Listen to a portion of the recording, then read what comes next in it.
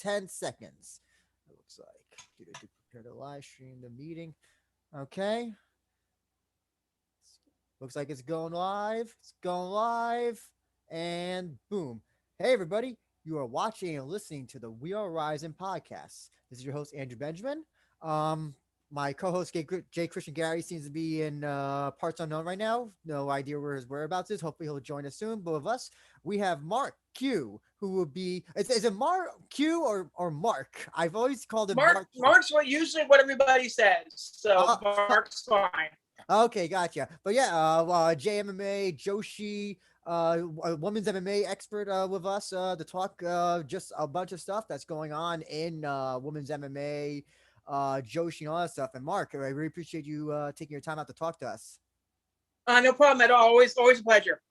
I think the thing that's like probably like top thing to talk about in terms of JMMA for women right now is the Deep Jewels Atomweight tournament, which will be going on this, I believe, this Sunday. The date has changed so much. I have no idea at this point. If it's still going on or not. Hopefully it will, but I believe it's supposed to be going on this Sunday, Japan time. Unfortunately, because it's deep, it's very hard to watch if you don't have VPN or whatever. So if you got a VPN, do it through Sky Ticket or whatever, or sail the high seas or however you have to watch it. But I mean, this tournament will start off great, and then just got marred by just bad luck. Can you just tell us what is the status of this tournament right now and the participants in the Atomweight Grand Prix? I mean, obviously with COVID and a lot of the stuff that's going on in Japan right now, we were talking before we went on air about the idea that a lot of the elderly people are starting to get vaccinated, but it's taking a while before that to happen. So, they're starting to kind of, trying to, get things kind of moving along, as it were. I don't know if there's partial crowds going to be there or no crowds going to be there, but, we'll have to see. But, yes, complications, obviously, in terms of what's going on with the tournament and all that as well. So same thing is going on with One Championship right now. They're out of my tournament. They're rescheduling for, a date to be determined. They haven't even announced when they're rescheduling. So, yeah, there have been complications in terms of the event. So obviously it screws up a little bit.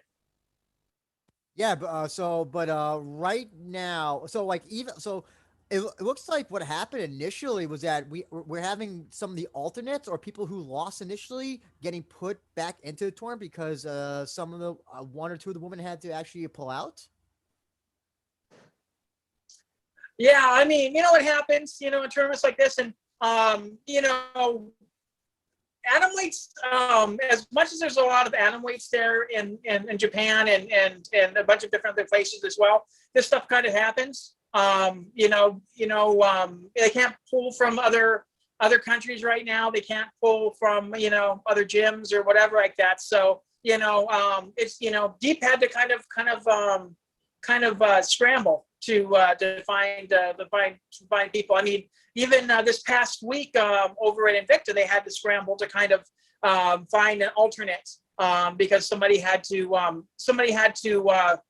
drop out. Actually, Katie Shaw had to drop out because she couldn't get into the country in time for the tournament. She's going to be back in July, but they had to scramble to find. Well, they had an alternate fight. They took one of the alternates into the tournament, and then they had to find another person that fill out that alternate bout. So yeah, it's sometimes it just happens in tournaments, and it's the good news, bad news of the tournament. Sometimes you have to kind of pull for the pool you got or whatever. So it happens. Yeah, because I have here that initially Mizuki Oshiro was defeated by Siwoo Park in the first round bracket. And then it looks like she was supposed to take on Emi Tomimatsu and probably what was supposed to be, I think that was supposed to be the alternate. But then that fight got canceled. So now Oshiro's back in the tournament despite losing, is taking on Shuto Watanabe's girlfriend, Hikaru Ono, to determine the finalists. It seems to be just like, just COVID and just like other things just seem to have unfortunately screwed up what was a great tournament on paper. Yeah, I mean, I still like that Ono versus Soshiro fight. I mean, um, Mizuki defeated Shinanashi, who, longtime veteran, although, her early record's a little bit spotty. They always put her against people that maybe are 500 or less, which, is never a good thing. But Oshiro, had that upset, lost back-to-back fights after that, including the one with Park, and just, I think I think it gave her a little bit more experience, especially considering it was a decision loss. It wasn't a knockout loss by looks of it. And experience is always important, and especially in a rematch. So I mean, that'll be important if she does make it past Ono, who's, I mean,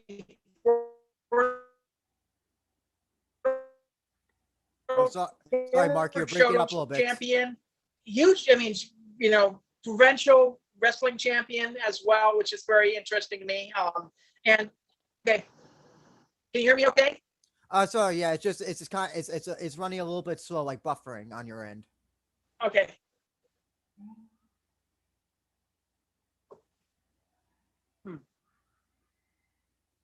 How's it now? It's better, but I can definitely. I'm looking at your fan in the background. It's moving much more at a looks like much more slower frame rate. Okay, give me a second. Yeah, don't take your time. Take your time.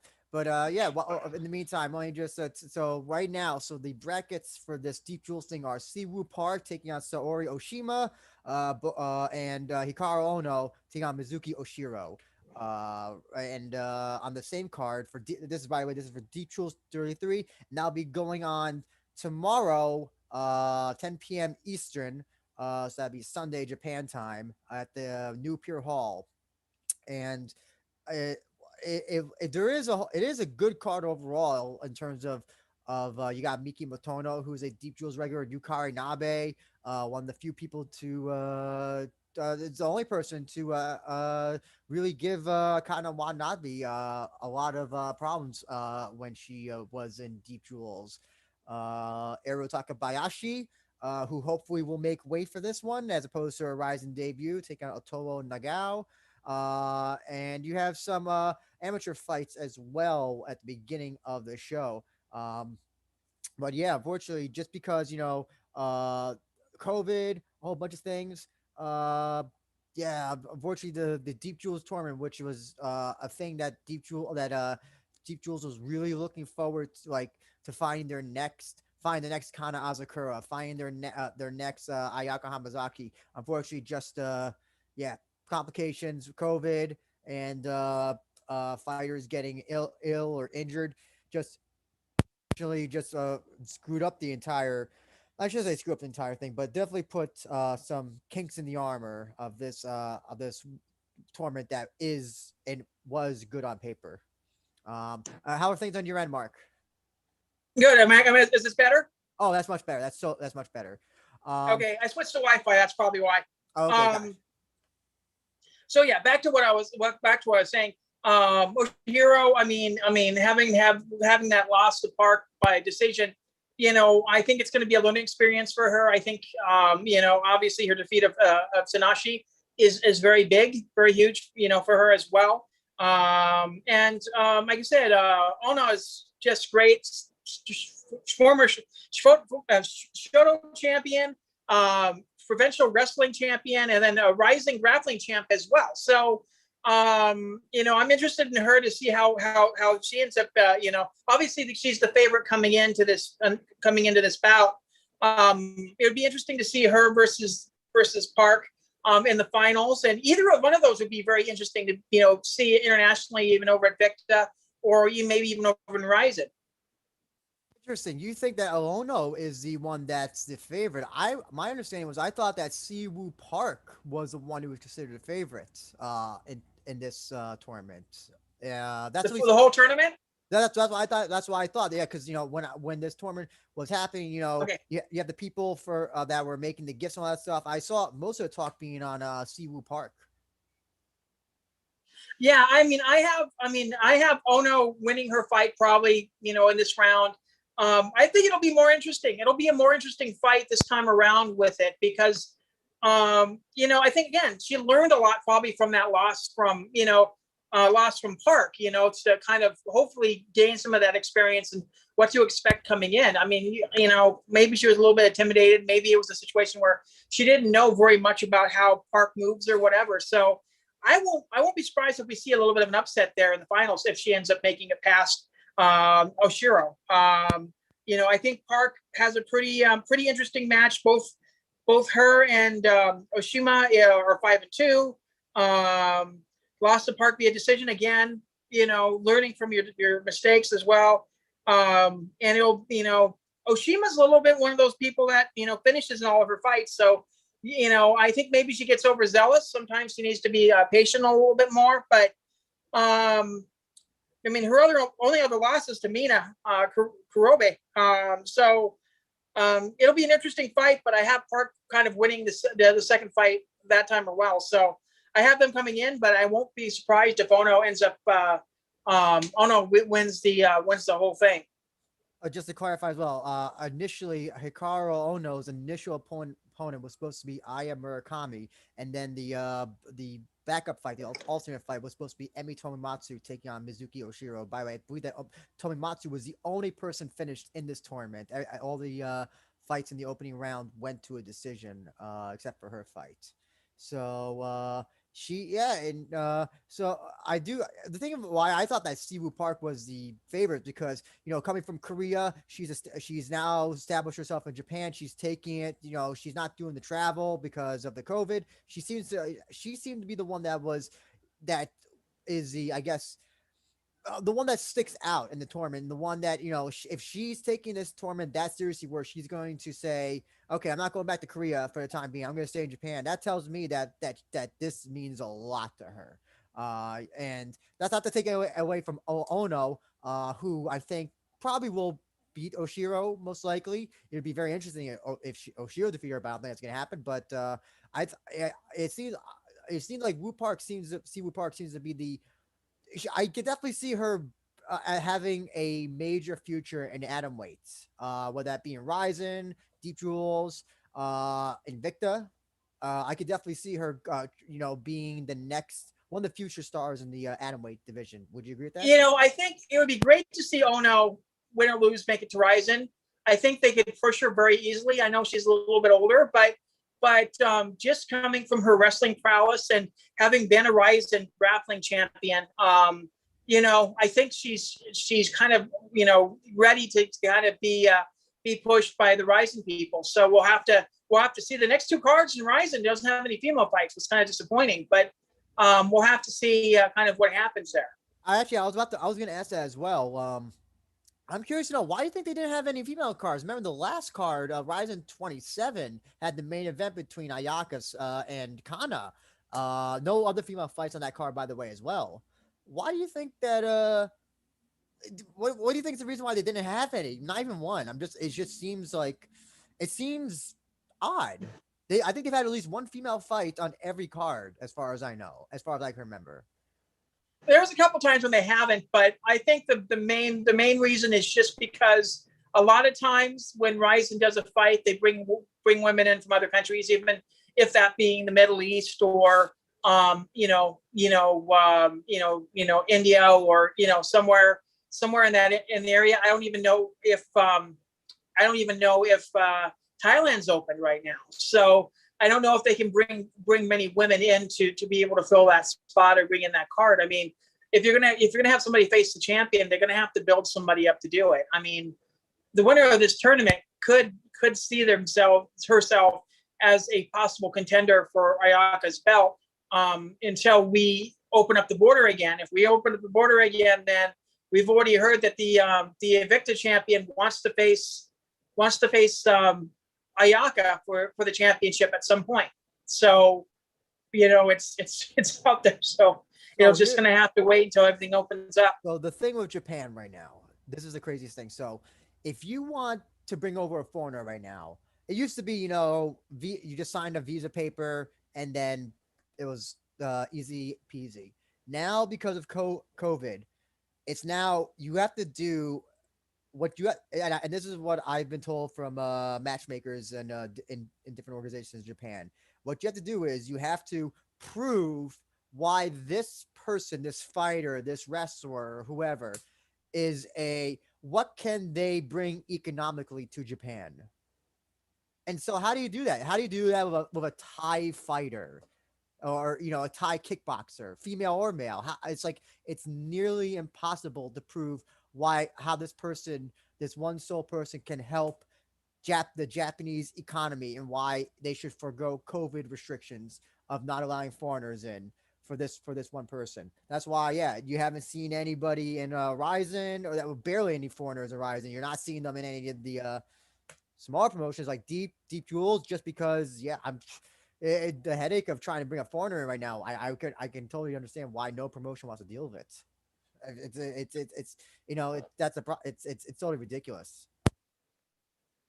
So Yeah, especially because considering the Olympics are coming there and they're bringing a bunch of people into the Olympics, and obviously going to have to be almost limited in what they do with the crowds, because it's going to be kind of a zone where nationals can't go to it unless somehow proving that they're vaccinated, which, like you said, a lot of the elderly are still getting vaccinated. So some of y'all, the young people that could go and watch the events, aren't going to be going to be in attendance. So yeah, it's kind of crazy the way that things are running right now in Japan, but it's going to take a little bit longer. I can't forget the other big thing as well. So you have to do a mandatory 14-day quarantine. So that means you got to put somebody up in a hotel for 14 days.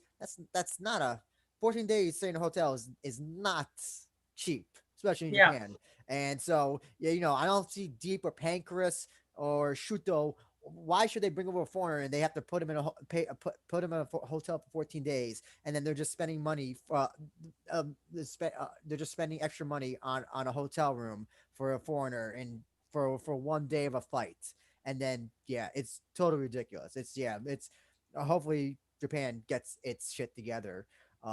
Yeah, we'll have a huge pushback in 2020, I think, because once the border opens up, everything's kind of somewhat back to normal like it is here in the United States, then they're going to want to get as many tourists over there as possible to kind of get the economy going back over again. I look forward to making a trip out to Japan at some point. I was planning on doing it this year, but obviously COVID kind of delayed that. So we'll figure out at some point, when, people can start going back over to the there. But looks like right now it won't be until at least maybe within the first quarter or maybe second quarter of 2022. I'm hearing November. That's the biggest number I'm hearing is November, around then. Yeah. But in terms of Deep Jewels as well, there's another little thing that happened this past week, I should say, was the retirement of a Deep Jewels JMMA women's MMA fighter, Nanaka Kawamura, the Underground Idol. Not the best fighter in the world, but tell us about Kawamura, Mark, and what do you know about her retirement? Being a journeywoman fighter, I think it's a little bit thankless. Sometimes, sometimes you don't have the best record in the world, but if you're willing to fight, I've always had respect for that. My new podcast, I talk about one of those ladies that one of those ladies here in the United States that was like that. She's always raising her hand and wanting to fight. And I think there's sometimes when you just don't have the passion left in you to want to fight or anything like that. And it's her decision if she wants to not to fight anymore or not. But I always am a little bit skeptical when they say I want to retire, just because, I thought Miesha Tate was going to retire and she's fighting in July. So I'm interested to see how long this is. And, hopefully maybe she wants to get a family. Maybe she wants to settle down a little bit, but interesting to note that she's, always been around. She's always been a true competitor. So, I actually misread her statement, and I thought that she said she was retiring to go into MMA full time. The translation I had Oh, was very bad, but then I went onto one of the other websites that covered it, and it was like, oh, okay, no, she's retiring from MMA. At least uh-huh. that's what she's claiming at this point. Yeah. I mean, she's finished with a 3-5 record. She wasn't, obviously, I think the most notable fight she had was the eye fight she had at Rizin DP Aranoka. She has personality. She had charisma. Coming out with the Jason Friday the 13th hockey mask, and kind of just having the whole idol gimmick as well. So I guess I mean, you say that you're not so confident in the retirement, or is that what you're saying? Do you think that this is? Yeah, I hate it when fighters sometimes say that they're retired because sometimes they'll come back because they still have the passion to do it. I get skeptical on that. I think Misha kind of pushed me over that limit because when I interviewed her after she retired, she was like going, yeah, I don't have the passion for it anymore. And then suddenly she decides, oh, I have the passion back again. But if she's retiring, quote unquote, from mixed martial arts, then that doesn't mean that she can't go into other forms. I mean, we were just talking about Suri Kondo, who retired from MMA, but now she is a part of Stardom. She's a professional wrestler. Shayna Baszler, she's retired from MMA, and now she's with the WWE. So, I'm interested to see if her specifically saying, I am retiring from MMA doesn't mean that maybe she might want to go that direction. I don't know if that's the case or not, but if she's, I don't know, the translation might be a little bit, again, a little bit mushy in terms of what she was actually saying, but it'll be interesting to see. I mean, we'll see what happens. Do you think somebody like her? I don't know. She didn't really give a reason for her retirement, uh, but like my guess is probably she just didn't take. I don't know. I don't know if it was she wanted to go because she won her last MMA fight, and she hasn't fought since I think it was last year. So it seems like she just I don't know, just was like, I don't want to get my pretty face beat up anymore. That's at least the impression I was getting. And I don't know if there was any other underlying issues for why Yeah, I mean, retired. yeah, one reason could be that again, she wants to settle down. Maybe she has a boyfriend or a significant other, and they want to have children. I mean, that was a huge part of one of the reasons why Megumi ended up retiring. Um, but it could be that. It could be the fact that like I said, she might go to professional wrestling. You don't get as beat up as much in the face when it comes to professional wrestling. Mainly, it's the body mainly that kind of gets there too. So I don't know. We'll see. We'll see what happens. I mean, there's always been huge crossover between MMA and Joshi, in Japan. So we'll see what happens there. Why do you think that is? Is that because at one point, kind of JMM women's MMA was just there wasn't a lot of opportunities, so that's why they went into pro wrestling. Have you ever found any reason why there's that big connection? We can go back as again kind of ties into my new podcast. We can kind of tie that back into the very first all-female MMA card there ever was. And that was back in '95. That was I can carry the exact date. Give me one second. July 18th, 1995 was the very first all-female card. Shinobu Kandori, you guys might recognize her name from Rizin. She was the one who had the idea. I mean, the organization, the OLPW, back in the day was one of the first all-female wrestling organizations. And Kandori, being a judoka, wanted to do an MMA card, so they ended up doing it under their pro wrestling banner. So it was kind of an interesting history there that Kandori actually brought in wrestlers to actually. They brought in fighters actually to come in and fight on the first all-female card from all across the world too. There was I think Becky Levi was the U.S. representative at that time. There was a Russian gal that ended up winning the tournament, beating Kandori in the finals. But there's always been ties to that. Even if you go back to some of the judo and all that as well. I mean, there's a lot of ties into the terms of the males as well in terms of MMA, and you can again kind of go back to Ali and shoot. The Ali Inoki, the Ali Inoki, Inoki, yeah. There's always been ties to pro wrestling and MMA. You can date that back all the way back to there. I mean, a lot of the judo and a lot of the grapplers back then, up until now, you know, do the crossover thing over into mixed martial arts or vice versa as well. Megumi did a couple of pro mixed martial arts fights. A couple of pro wrestling fights, I should say, at one point as well. There's a couple of female wrestlers that pro wrestlers that did MMA fights during their time as well. I think part of it kind of does with money. Some of it deals with the fact that, yeah, I mean, they can keep active and whatever if there's not a wrestling card going on or something like that, or they're in between contracts or something like that. So there's always been kind of that thing over in Japan where it's, you know, and I think MMA ends up, you know, paying a little bit better than professional wrestling, just because, you know, MMA was such a huge thing back in the day.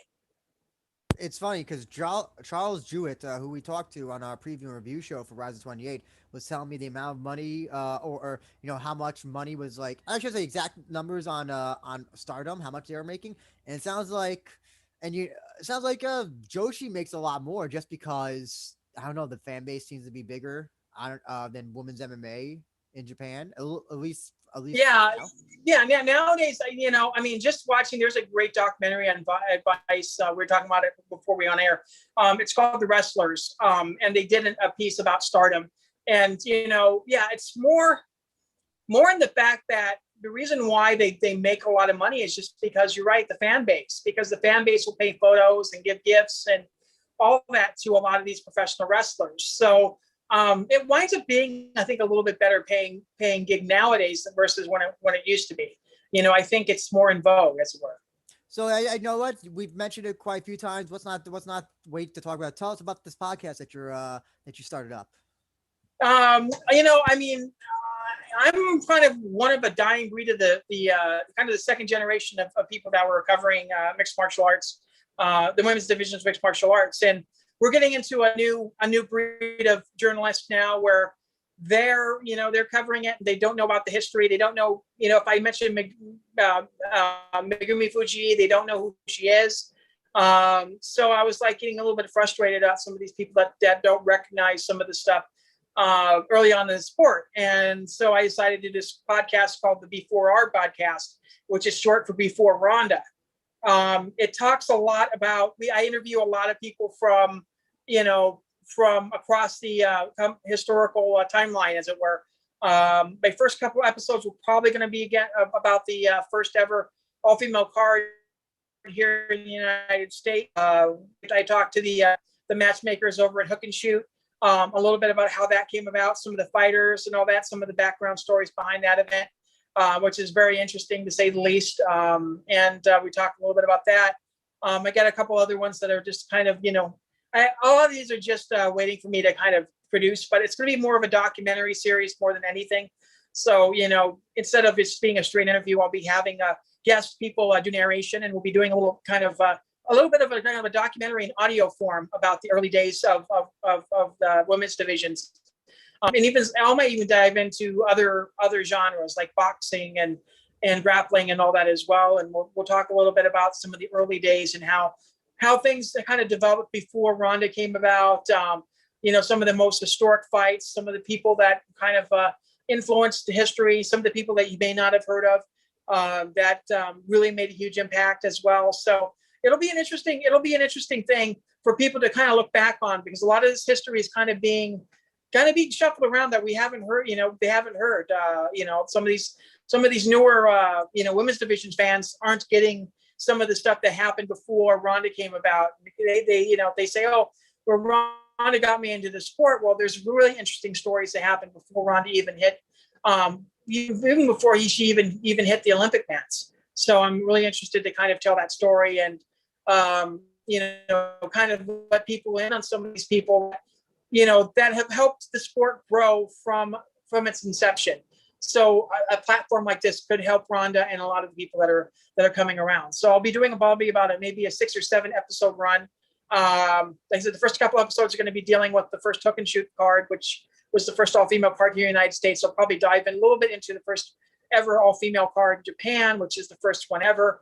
And then we may, and we'll talk some stories. There's a couple really great storylines behind the very first one as well. And a couple other figures as well. I might be ending the series, this first season of the series with the expose on Jackson Winklejohn and how they're the first all-female team out here in the United States. I've been talking to some of the people over in Japan that there are a couple of female teams that actually started before them. So we may, again, mention it a little bit too. So it'll be about another month or two before that officially launches. I've got some more interviews to kind of do. I've got to log and edit and all that as well. So it'll be around. It'll be pretty interesting. I don't know if you can say anything, bro, or if you even or we're trying to look for it, but do you know the whereabouts of you talked about the Russian lady that Shinobu Kandori faced, Svetlana Gordonenko. Is there any? Do you know whatever happened to her? She kind of just disappeared. I know she did her judo matches or sambo matches in Russia. She then did LLPW, and then she just kind of disappeared. Do you know anything about her whereabouts or anything? I don't have any clue necessarily right now. I mean, it's kind of funny because some of the gals that I've been researching, trying to think of her name. There's one gal in particular I want to get an interview with, but she disappeared in 2011 basically off the face of the earth. I cannot find where now she is. Erica Montoya. I've been trying to track her down. I could not. Her old coaches don't know where she is. Her old opponents and friends in the MMA world don't know where she is. She vanished, appeared from the scene completely. So I haven't even found where she is. So, take a look, do some research.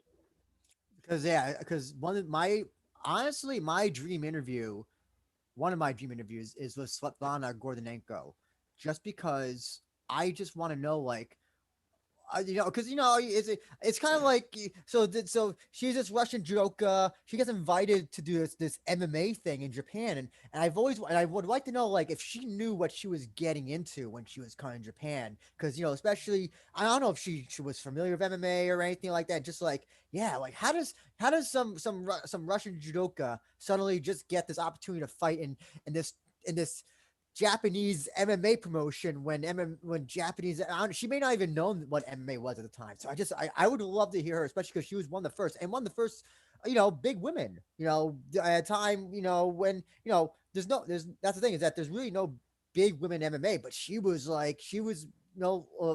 since Gabby Garcia is the only one, but at her time, yeah, like she was a legitimate, like, monster of a woman, and she was great as well.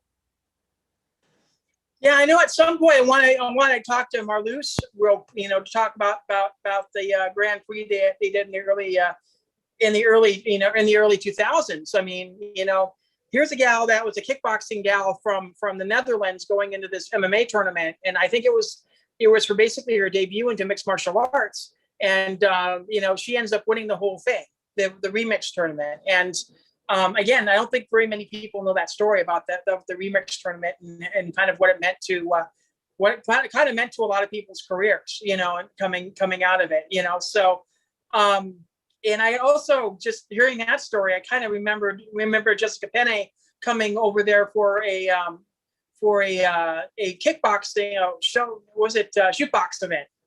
She ended up winning a shootbox tournament over there, I think. So it was an upset because here's this foreigner, she's from the United States, goes over there and wins the shootbox tournament. Yeah, there's a couple instances where these foreign women come in, and you expect them, since it's their first time ever doing this, they're a certain rule set that they're going to get squashed, but they end up doing pretty well themselves. There's also, I guess, some debate about the LLP L1 tournament.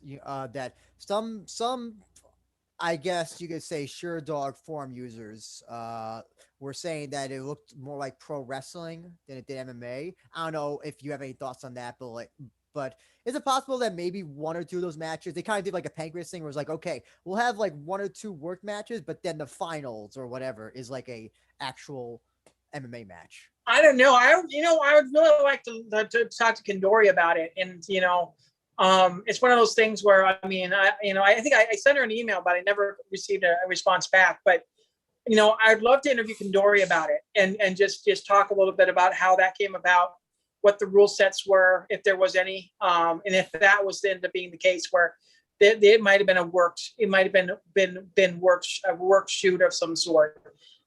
So I don't know. We'll have, I really don't know. All I know is the fact that right now Sheerdog has it as officially MMA fights. So I can only go off of what Sheerdog says about the event. I also got to warn you though, if you talk to anybody who's a pro wrestler as well as MMA fighter, they in Japan they keep kayfabe. So she might even say that like, oh, all those matches were real matches. She might Yeah. be. That's the thing is that they keep kayfabe in Japan very seriously, like Yeah. absurdly. Yeah, and that's the thing too. I mean, it's just a situation where, if Sheerdog's saying that it's official, then I'm going to go on off of that. I'm not going to go off of Yeah. anything else besides that. And that's the earliest one. Doing my research, that was the earliest one I could find, and that was through Sheerdog. So, I don't think Tapology had it. Obviously, they always say Japan regional for some odd reason. So. But if I mentioned big woman before, a former big woman, now no longer a big woman thanks to her vegan diet, King Reina, returning to not the Deep Jewels, but to a actual deep show. That's how big of a name she is. That she is too big for Deep Jewels. They put her on the regular deep cards, the main event, taking on Yoko Higashi. Um,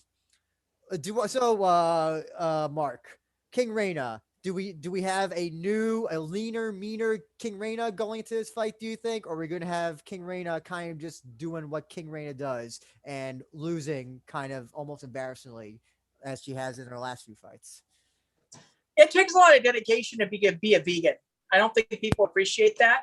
I think that there was a lot of dedication in her training and all that as well. I mean, I think I see fighters out here that, we're talking about that this weekend because one of one of the amateur fighters out here, out in I didn't say out here, out in Montana when I was watching, I was out there covering a fight.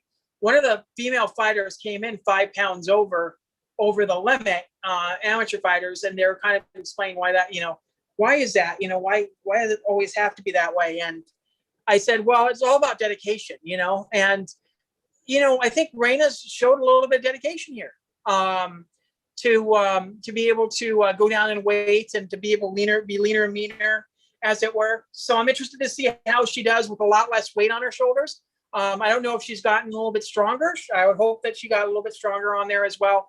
And I'm hoping that she kind of, is taking this seriously and really trying to bite down and try to get the training. But just knowing that she went vegan and dropped so much weight, I think that's a really good cue that she's really starting to dedicate herself a little bit more to mixed martial arts.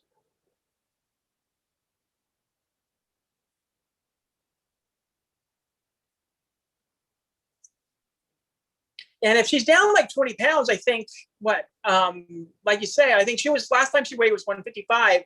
I mean, being a 135 5-pounder, and if she gets a couple of good wins, so I mean, she'll be in demand really, really quick.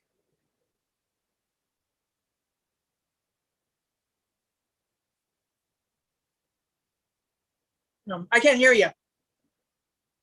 Remember she was doing those open weight fights where I think she was maybe like 180, 170, taking on Lady Tapa. Yeah. What was it? The Crystal Stokes, alpha female, and just like big, big, big burly women.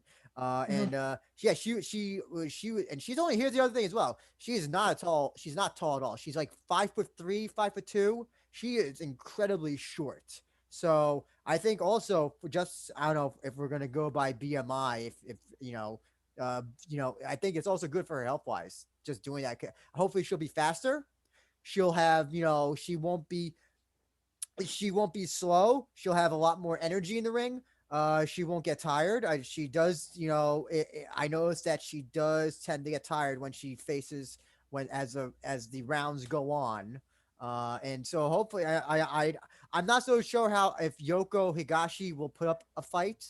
Let's be honest. I think she's being put in there to lose her. So I don't know how competitive Yoko is going to be, but if this, the people in Rizin said that King Reina has a lot to work on. If she wins this fight in a very great dominant fashion, and she doesn't kind of lose the ways that she did in her previous fights, then I think this could be the upward trend of her. New weight class, and just a career resurgence as well. Yeah, I mean, like you said, 35 is the demand right now. A lot of the gals out here that were 35 decided to drop down to 125 once the 125, the flyweight division opened up in the UFC. So there's a demand for bantamweights. So it'll be interesting to see. I mean, if obviously, if they bring any gals in for her, or if she ends up coming here to the United States to be able to fight. I know she has a relationship with a couple gyms out here.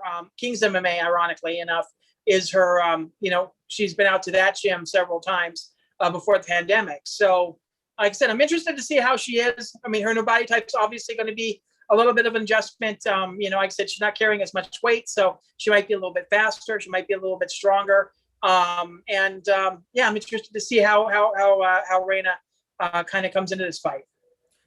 So if she wins, can you see an American promotion like a Bellator, or even Invicta, or even UFC kind of going? I see. Here's the thing: is that like I understand why she's booked in Rizin. We obviously know why she's booked in Deep Jewels, but like, do you think that an American MMA promotion gets Reina? Like, do you think they get the gimmick? Do you think they get what she does, or do they think like do you think that they'll not get it to that, and they'll be kind of like confused, like why is this MMA fighter coming out with a teddy bear? Why is she wearing a crown? Do you think they may not get that aspect of her, and it might almost hinder her getting any sort of fights? I'm actually thinking quite the opposite. I think that coming in with a gimmick, I think is a huge deal. I think Invicta doesn't really care as long as you have good talent, and I think that I think Shannon would be more than happy to have her in there, especially considering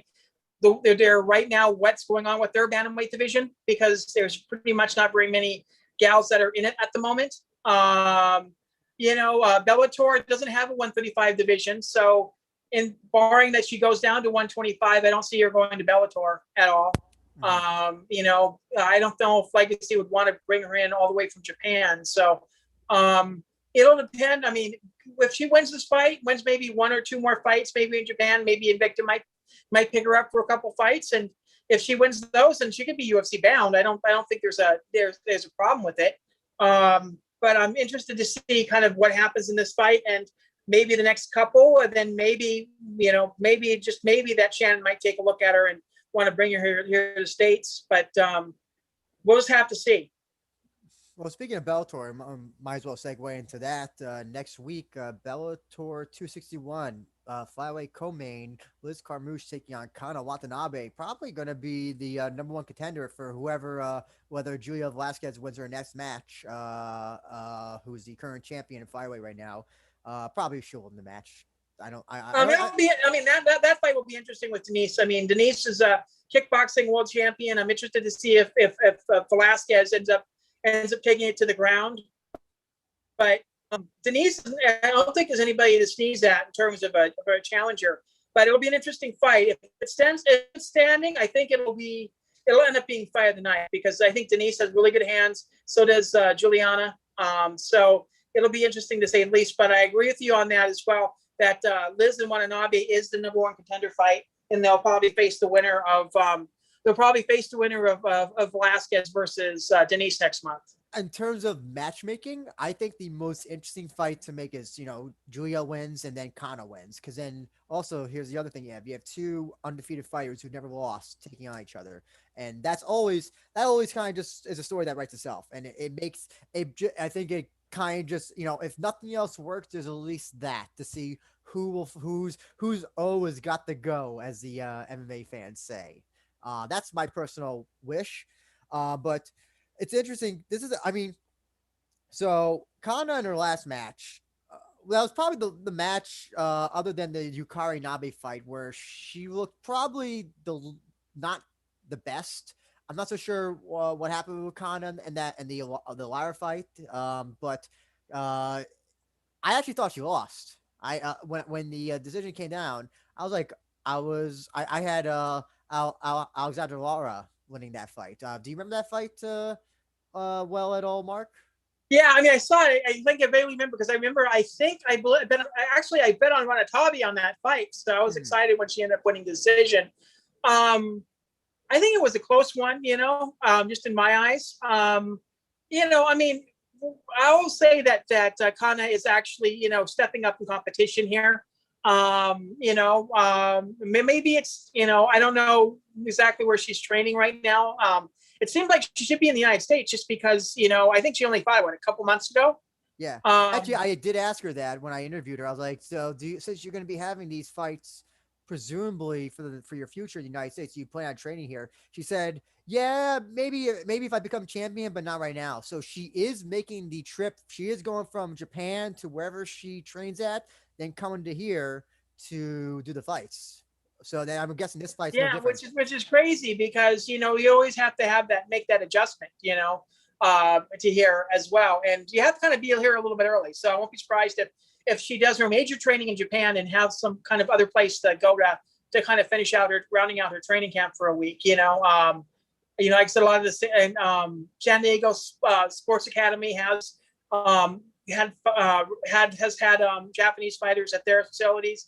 Kings MMA has had at their facilities. So just a quick stop in California before they make it their way up. The other interesting as well. These fights, all these fights that she's had have been on the East Coast. I think they've all been in the Mohegan Sun or Atlantic City, Jersey area. Yeah. So that's even more different because I don't know who she's coming over here with, but I wonder like if there's even an opportunity to train because if she has to, if the Bellator is making her, you have to go straight to the hotel, you have to stay in your hotel room, she may not be even getting like proper training at all when she makes the drop off over here. So she might have, if she wanted to train at King's MMA or something, she would probably have to come maybe a month earlier and then stay here the entire time, and then 2 weeks out before a fight, then she takes the fight over. That's the only thing I could think of that like would be that would be logical and the most likely that she'd be doing. But if she's doing all the training in Japan and then coming over here and then doing a quarantine 7 days, 14 days, hey, listen, I would try to think of something easier. But if shit works for her, good on you, Kana. I don't know. I wouldn't be able to do it. Yeah, and that's the big thing. I mean, it is, and traveling is a huge pain in the butt. I was with Serena this weekend, and Serena she came in on a Thursday night. She had to make weight on Wednesday, Friday afternoon, or Friday, either late Friday morning or early Friday afternoon. So she had to cut, the last of her 7 pounds, within that span. So, it's a tough road to hoe sometimes, especially if you're traveling in from there as well. Obviously, Kana is going to be there a lot sooner than. I mean, I won't be surprised if she isn't in on Monday or Tuesday coming up. Barring, with all the other things that will be going on, but still, I mean, it'll be interesting to see, how she is this time around. If she kind of learned her lesson from the previous time. I mean, I was talking to Caitlin Young a couple months ago, and we were talking about the PFL tournament and some of the things that she, some of the things that she was expecting during, some of the things that she had to expect during the quarantine period, because back then they had the bubble going into, PFL. And she said that she got used to that through Invicta because she found out, that certain things weren't going to get to the hotel right away. So to make sure you have everything that you have and all that as well. So maybe Kana might be a little bit more prepared this time around, especially if you go into the same place and what to expect, what things to expect and all that as well. So there's always that thing in the back of your mind where it might be a little bit easier for her just to be able to cut that weight, easier to cut the weight, the more you can focus on your fight. So we'll kind of see what kind of happens there. Yeah. Well, it's interesting because this is Liz Carmouche, who was at 135, now is fighting at 125. So that's when you talk about cutting weight, most fighters tend to do the opposite. They tend to go to lower weight or start at lower weight, and then as they get older, or their fight career continues, they go up a weight class. But Liz Carmouche is actually doing the opposite, which is very interesting as well. In this fight, who do you have winning? Yeah, you said do you have Watanabe winning this? It's going to be tough because Carmouche is so much stronger than Watanabe is. I think I know some people say that some of Liz's fights aren't the most exciting, and obviously the wrestling's kind of getting involved in all that. I'm interested to see if Watanabe has some takedown defense. If she can get some takedown defense, she might be able to win it. But right now, I have Carmouche winning this.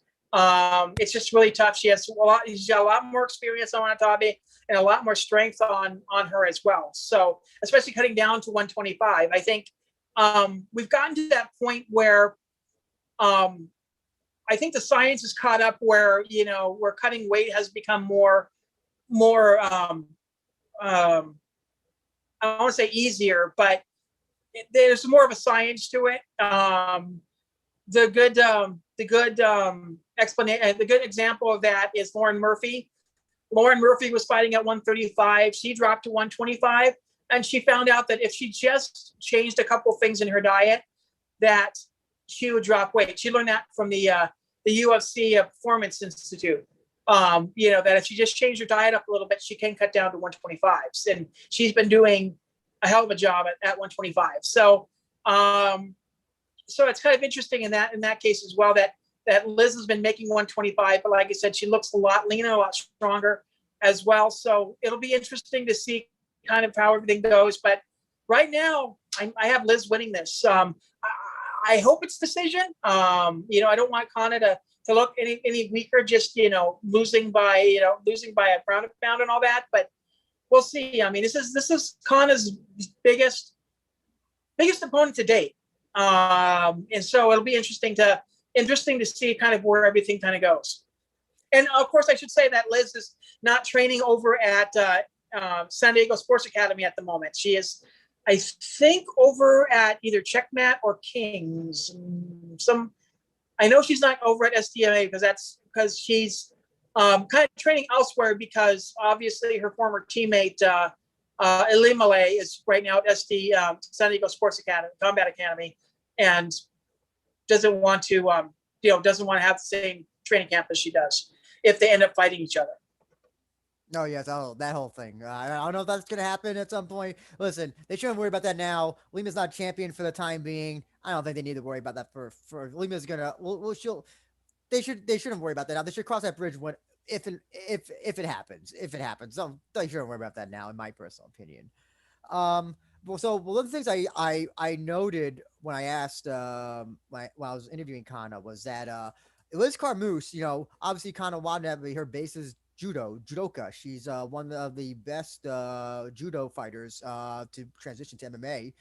And I thought what was interesting was that Liz Carmouche, was the first opponent that fought. It was the first women's main event in UFC history against Ronda Rousey. And Ronda Rousey, we all know her judo experience, silver medals, gold medals, whatever she won.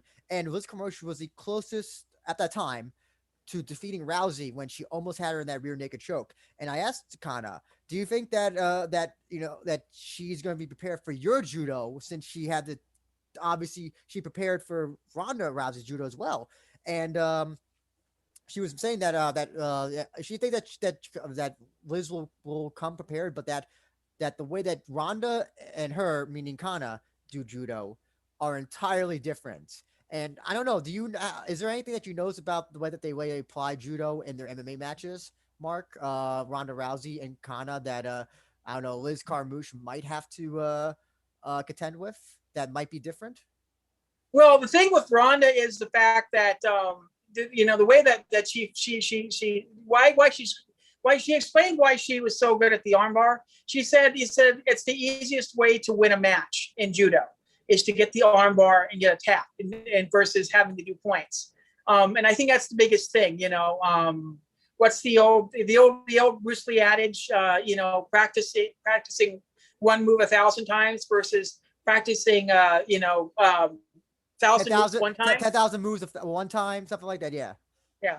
So I think that, kind of obviously, her judo is a little bit different just in the fact that, where she pummels and what she's looking for. I don't think she's looking for an arm bar.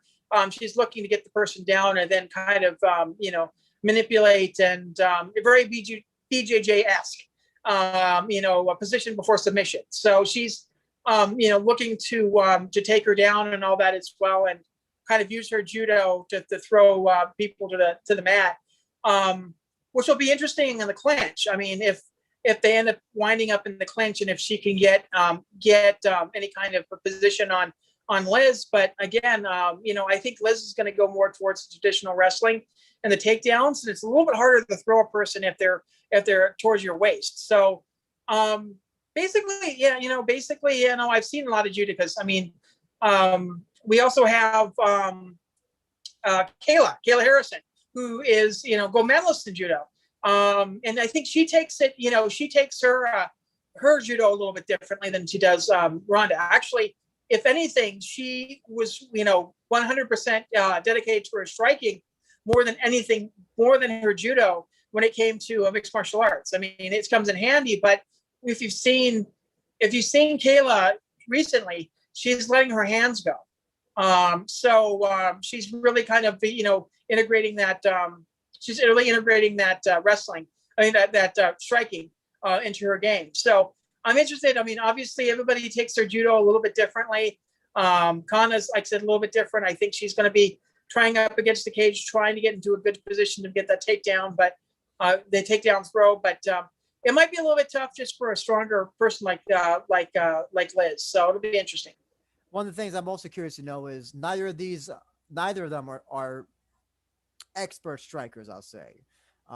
So what do you think about the striking? Do you think that that will be a factor at all in this fight? Or do you think they're kind of lack of expertise in stand-up will just be not even a factor? It's just going to be kind of just these two wrestling each other, trying to take each other down? Yeah, I mean, I'd almost say that's probably what's going to happen.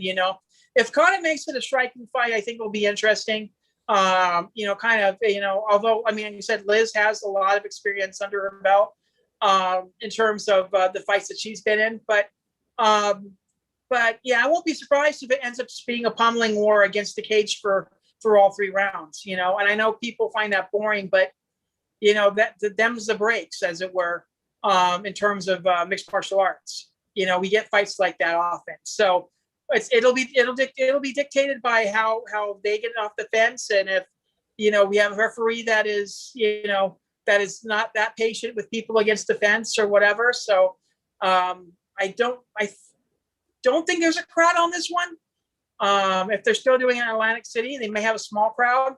But if they have I don't think they'll have a big crowd. So if they had a big crowd, then you'll be getting the boos. The boos will translate for the referee to start, separating them again. So we'll see what happens there, but it should be a grinding battle against the cage. Looks like this will be, so this will be at the Mohegan Sun Arena. And actually, I don't see a ticket. It says on the poster Ticketmaster, so I'm assuming that they must have tickets on sale for this show. So yeah, there'll probably be a limited amount of tickets. Probably nothing huge. Oh, sorry, Mark. Oh, sorry. What was that, Mark? You broke up. What was that? I said it'll probably just be a limited number of tickets. Not probably anything huge. Gotcha. Yeah, I'm kind of interested in seeing that as well. I'll try to. I'll probably end up on the media call next week with Carmouche and Watanabe, and probably get a couple questions in. And I will definitely ask Watanabe about training and her travel coming in from Japan, and kind of the preps, and if there was anything that she kind of gained from that. The most interesting fact that I learned this past weekend about the Liz Carmouche was that, and I didn't know this beforehand. I have no idea how I didn't know it. Was that she is one of people not named Amanda Nunes to have defeated Valentina Shevchenko. One of the most. That's Yeah, one of and those weird, Valentina actually got that win back from her yeah, too. one So of those weird MMA things that like, huh.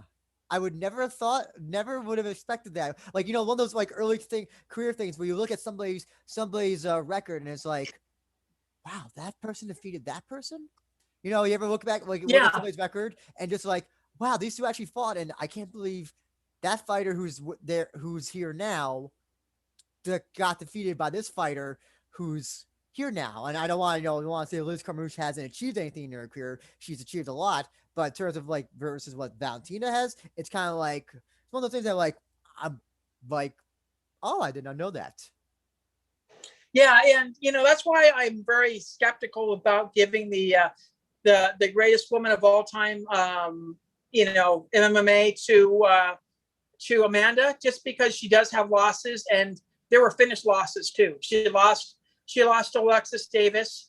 They lost to Kat Zingano, and both of those, I believe, were finishes. Oh yeah. So people were complaining about, I mean, I said that nobody's ever going to make it. Nobody's ever going to make it 22-0 like Megumi has. And really, to tell you the truth, what's her face? Weili Zhang came close. She was 19 or 20 and going into her fight with Rose, and then Rose ended up knocking her out.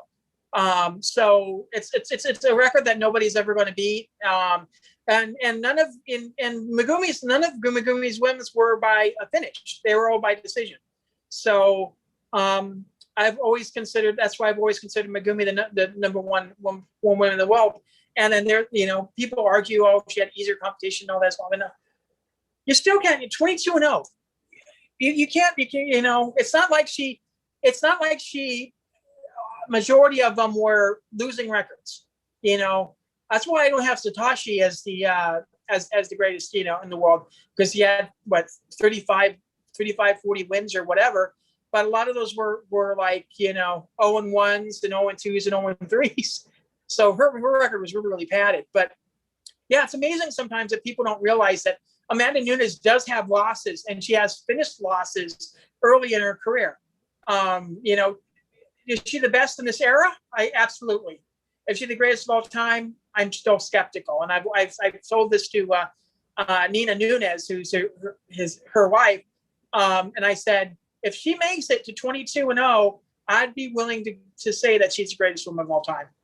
But she has those losses on her record. I do, since you brought it up, when it comes to GOAT talk, I kind of just exit out that conversation just because it's so it's headache inducing, and it's going around circles. Because then you could always say, oh well, hey, if Fair's the greatest, then why did he lose to Fedor or to Fabricio Verdum? Why did he lose to Dan Henderson? Okay, well then I guess he's not the greatest. Well, maybe he was the greatest up until that time, but it's like probably that's exactly the problem of because was it Ronda Rousey maybe at one time you could say was maybe the greatest? If you want to make an argument, maybe the greatest UFC women's fighter of all time, certainly the biggest draw of all time, if you go by that. Because I know that some people, when they say greatest, they mean who drew the biggest money. If you want to go in pro wrestling terms, it's whoever drew the biggest house. And yeah, Ronda Rousey will never. I don't think there will ever be a woman in this day and age who will draw a bigger house than Ronda Rousey ever did than her at her peak. But is she the greatest fighter of all time?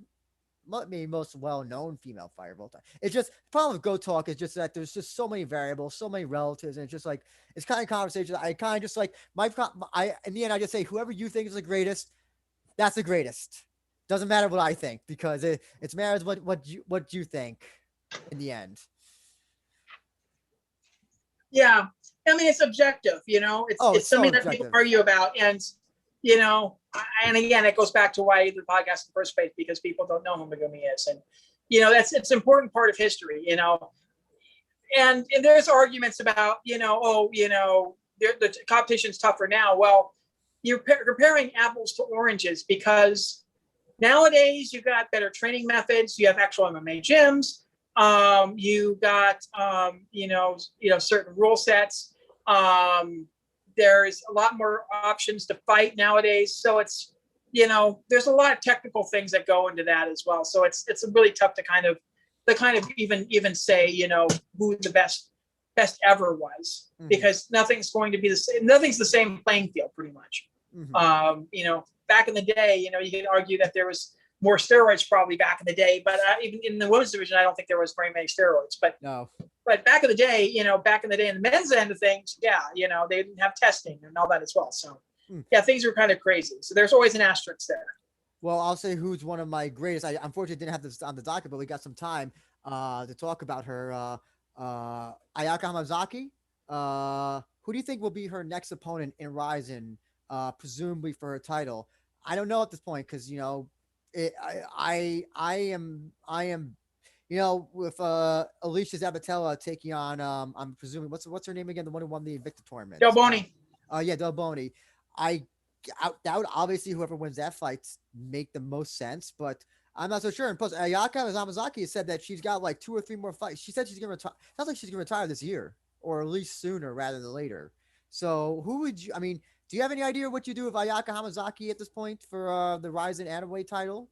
Again, it kind of depends on when the voters open up. I mean, if it ends up being that the New Year's Eve Rizin show goes without a hitch, and they go ahead and go full swing into it, I say they bring in Alicia Zappatella over to Rizin to face her, which make a lot of sense. Right now, I don't think there's anybody besides the winner of the Deep Jewels tournament that makes sense, because there's really not been a contender there hasn't been really a contender that has made sense. They haven't built a contender up like they did back in the day. I mean, back in the day, we were getting the situation where they were building up contenders, and we just don't have that now. So my prediction is that we don't see Ayaka defend her championship until maybe December, when borders open up and they can get Alicia over. If they can get Alicia over, then they're going to make that fight. That's the only true fight that makes sense right now.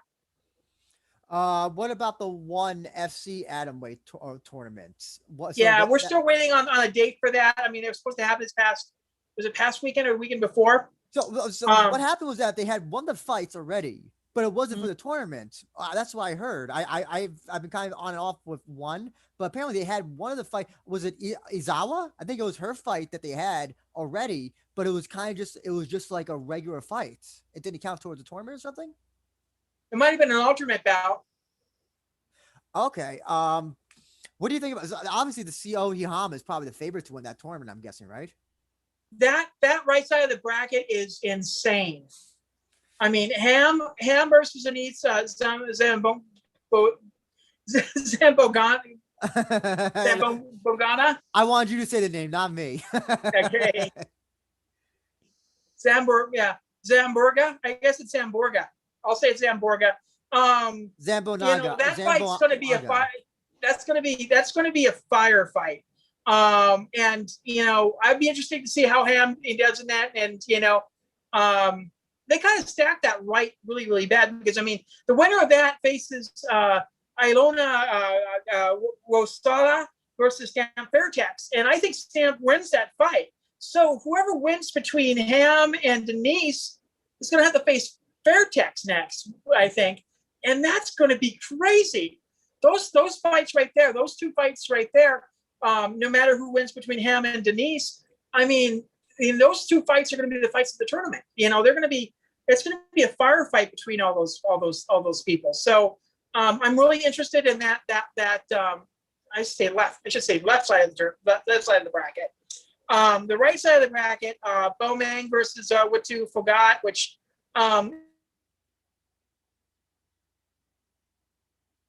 oops, sorry, we lost you, Mark.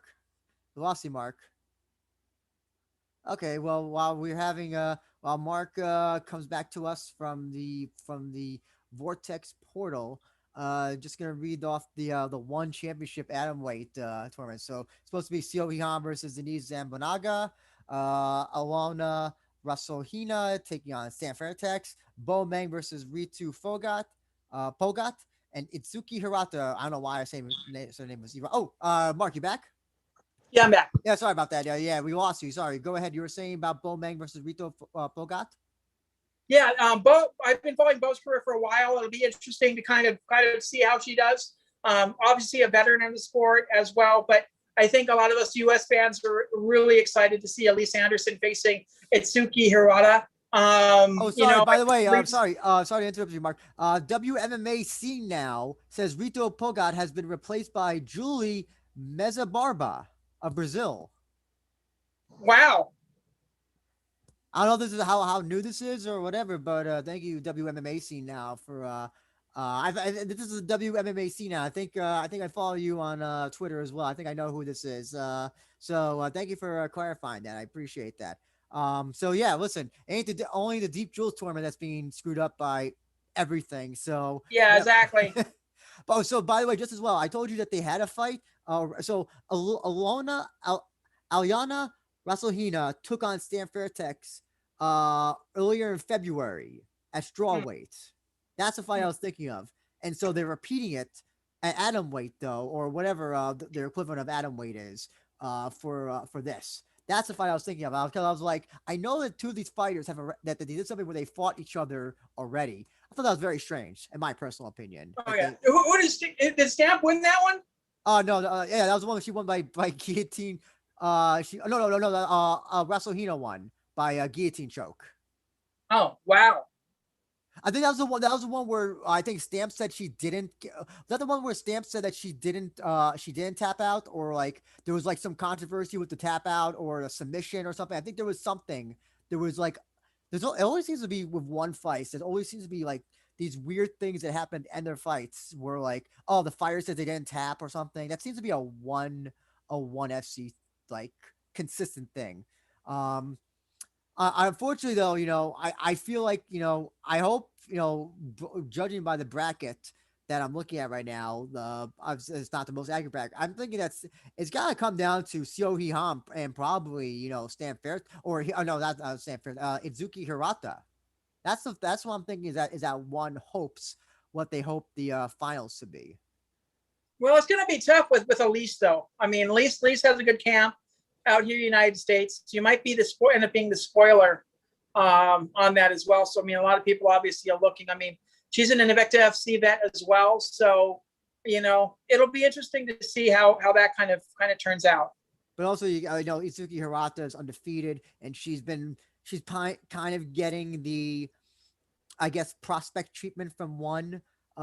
She's been, given, I'll say, low level competition, and she's finished all of her fights, and it definitely seems like one wants to have her at least in the finals. At least that's what I'm interpreting from how they've bracketed these finals. Yeah. Well, what's interesting is that Elise actually trains with Misha. So Misha Tate. So out here in Extreme Couture, I believe. So at least for a good portion of her camp. So it'll be interesting to see because obviously Misha was I think there was the female matchmaker for a while. I mean, a talent scout or whatever for a while, and then she ended up leaving one. But I think before she left, that was one of the things she did was get Elise signed to one. So again, but I think as exciting as Ham versus Denise and the Fairtex and Aliona rematches, I think everybody needs to watch for Elise and see if she can make that upset. I think people will be excited, especially here in the United States, to see if Elise can get that upset. Also, WMMA scene now says Rito Pogat took on B. Enwin at One Dongol that aired last month and lost. So they replaced Ritu in the Grand Prix with Meza Barbara. Okay, that might be what I'm getting. That's okay.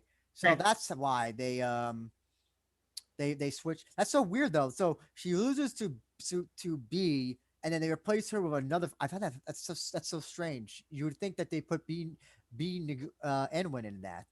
Yeah, B win. Yeah, it would be. It's kind of weird why they would not decide to put win in instead. But I don't know. Sometimes, here's the thing. This is one of the reasons why I don't follow one, because they do these weird things where, yeah, they always do these weird things, and I kind of it makes me feel You know, uncomfortable. yeah, a lot of it deals with them wanting to kind of cater to their audience. That's one thing. I still hate the fact that they own their own gym. I Oh mean, God, Evolve and yes. them are they basically own Evolve. So it's like, well, it's kind of crazy. There's no other promotion, no promotion here in the United States would even kind of get away with that. Well, there some of the smaller promotions may, but if there is ever a big huge promotion, it's we have a big huge gym where we have instructors. It's I mean, the UFC's PI isn't a gym. It's a basically a training facility for whatever team wants to come in. So Mhm. different story, but you know, but still be involved in evolve, and it's that much, and basically putting all your top tier talent and under the evolve banner is a little bit sketchy. Oh, But absolutely. Yeah. And and then and like I said, they're kind of catering to their audience. Obviously, Stamp is very popular, especially in Thailand. And I mean, just looking at everything, I mean, they're really international in terms of of the way that the tournament is set up. So everybody is kind of represented in terms of their audience. So we have at least one American for the TNT audience out here. And then they have somebody from Thailand, somebody from Korea, somebody from Japan. They're trying to kind of cater to their audience, which I got to understand. You want to get as many viewers as you possibly can. So I can't wait for one day when, like, I don't know, I won't surprise me if we find that, like, one is just this giant money laundering scheme in Singapore that's just yeah, funneling that's money. been that's been the rumor. I mean, that's been the rumor for quite a while. I mean, I don't know why Nisha decided to leave one, but she did, and they left on good terms. But she decided to leave for some odd reason and come back to the United States and work with Extreme Couture again, which I'm thankful. She ends up being she ends up bringing a lot of female talent over there, and she did a lot to really kind of she did a lot to really improve that team in terms of the female end of things. So when she left to go to one, I was a little bit disappointed, but I understood that she was probably getting paid pretty well. But now she's back over here, and one wanted her to fight for them, but obviously under the UFC contract she has, if she goes out of retirement, it has to be under the UFC banner. So So just to let you know as well, so these are other gyms that do have these are other promotions that have their own gym. Shuto has their own gym. Pancras has their own gym, or at least Pancras did at one point. And probably the one that's most well known, K1. K1 has their own gym where they specifically will scout people, and they'll be like, "Oh, hey, so and so, you're gonna fight. yeah, You're gonna train yeah, at the yeah. K1 gym." Golden Glory used to do that as well. They used to have their own gym. Whenever they had fights as well. And then right now, I mean, a lot of fighters will have their own like little promotions that'll bring in people from the same same gym. But these are smaller promotions. I mean, Jackson Wink used to do that. They used to have their own little series, amateur series, where they'll bring have their talent face, bring in other talent and all that as well. So a lot of the smaller promotions will do that, but it's just kind of ridiculous if a major promotion like one has has to do it. And if I think, if I remember correctly, I think one recruited Tenshin Nasukawa's sister, if I remember correctly, to fight in Evolve, to train at Evolve, and it seemed to be a power play to get Tenshin as well. Do you remember that at all? I'm not. I wasn't aware. I know that they just signed Angela Lee's little sister, the 16-year-old, Oh yes, to the gym too. So yeah. Oh yeah. I forgot. Yeah. Angela Lee and that's Angela Lee and Christian Lee's sister, right? yeah, yeah, Okay. she's 16 years old and they signed her. I mean, I guess yeah, you have MMA fighters in Japan that are fighting at 16. So I don't know if there's I don't know any issue with that. Do you see any problem? Do you have any problem with that? That someone that young is gonna be presumably making their debut. I don't know at 16, but probably I like mean, 17 or you 18. know, I mean, I'm always for the International MMA Federation. What they say is just that if it's under 18, then you can fight amateur, but you can't turn professional. That's happened in Japan quite a few times. One of the current Invicta fighters actually debuted in Jules at the age of 14. Senio Van Hoest was, I think, 14 years old when she debuted. She's 21 now, if I remember correctly. She trains out here, but Shino was 14 when she fought for Jules. That's so crazy. It's kind of like Emi Tomi. It's like Emi Tomimatsu, who's only like 30 in her 30s, yet she must have debuted when she was 17 or 18 because she's got like 30 more than 30 fights on her thing, and it's like, wow, I can't believe that like you debuted at such a. Well, it's not uncommon in Japan as well. That's the other thing as well. But it's just that's so fascinating because like that would never happen here. That would never happen in the United States. It would be immediately everybody involved would be immediately arrested and thrown in jail for I don't know child cruelty or Yeah, I whatever. mean, yeah, we've had fights here in the United States where they were like 15 or 16. If they get the Primaris Commission, and it has to be an amateur fight; it can't be pro. I can say that. Who was it? Who fought? Somebody fought 16. I lost my train of thought, but there was somebody that was young that actually fought at age 16 as an amateur out here. Oh, I was going to say Erica Montoya. Erica Montoya, in the really early days of mixed martial arts, she was on the first ever hook and shoe card, and she was 16 at the time, and her parents gave permission for her to fight, and that was a professional fight. So that it does happen, but it's very very rare, and it was probably way in the past. But I remember Erica Montoya was 16 when she fought at Fork and Shoot. I think in 2003, 2004. But yeah, she was 16 at the time. Gotcha. And I also know that Rizin had a not a female fighter, but they had a male kickboxer who was, I believe, 16 when he entered the ring, if I remember correctly. And I remember that being like he's only 16. He's had like five kickboxing matches and three MMA matches, and I couldn't believe like, oh my god, we're actually going to see a child in the ring, and wound up the child got his face kicked in, unfortunately. Yeah, Um, what I really missed from Jules is that they at one point had the Rough Stone tournament where they'd bring a lot of the younger fighters in, and they would do a little bit of a tournament to kind of figure out who the next big star was going to be. But they haven't done that in a lot of years, and I'd love to see them bring it back just so they can develop more talent, because a lot of these girls that are like high school age can go on this Rough Stone tournament and kind of gain a little bit of experience versus people their same age. I love I love Deep in general. I wish they would make their shows so much more accessible to us in the United States. How do you even watch these Deep Jewels shows live, Mark, or is it like If I can find a YouTube stream, that's probably the best way I can do it. I can't do it any other way. I would love it if they would put it on Fight TV, but they've always had that problem with Fight TV and all this as well. So it's like, I kind of wish that they would kind of ink a deal with somebody. I mean, even if they inked a deal with Access TV, that would be fun. And if it's on delay, I'm absolutely have no problem with them doing a delayed thing, and just have that maybe after an Invicta card on a Friday or something like that.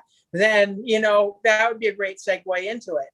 So yeah, I kind of hate that some of these shows, they could get to a wider audience. It means more money in their pockets. So and they're good shows. That's the other thing. yeah, These aren't just like fighters that are like, oh, 0-0. Some of them are 0-0, but like for the most part, these are actually good shows on paper. I'm not even talking about just Deep Jewels, but also just Deep in general. There's like 5 Deep shows going on like this weekend.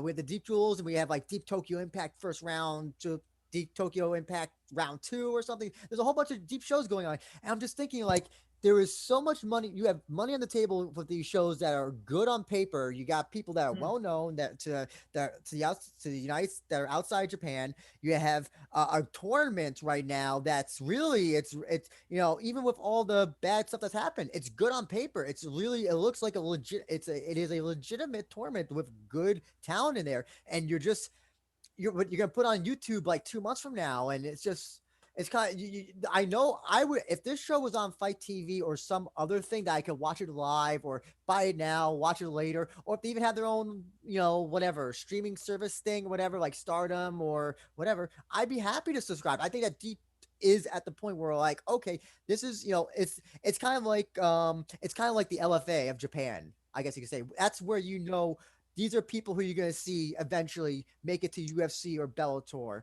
or Rizin. You're going to see them Yeah. at the beginning of the career, and they even bring sometimes those fighters back. We're seeing King Reina come back. We've seen fighters like Yuki Matoya and others return who've already made it to the big stage. So it's not like they go from LFA to UFC and they never come back to LFA unless they get released. It's a legitimate promotion, and I think maybe the best scouting promotion there is. I think it's better than Pancreas. I think it's better than Shuto. I can't even find Shuto fights anymore because I have no idea what they're even doing now. Pancreas, I think that they get too many people with too many bad records. In my personal opinion, you have a legitimate scouting promotion here in Deep for both males and females, and it's just I apologize, I'm ranting right now, but it sucks because I want to see these shows and I want to give this promotion the money and say, hey, I think this show is good. Here, take my $20 or $25, $9, whatever you want. I'm happy to. Yeah, it's kind of sucks because I've tried to order their shows on Sky Perfect, but you can't do it without a Japanese credit card. Yeah.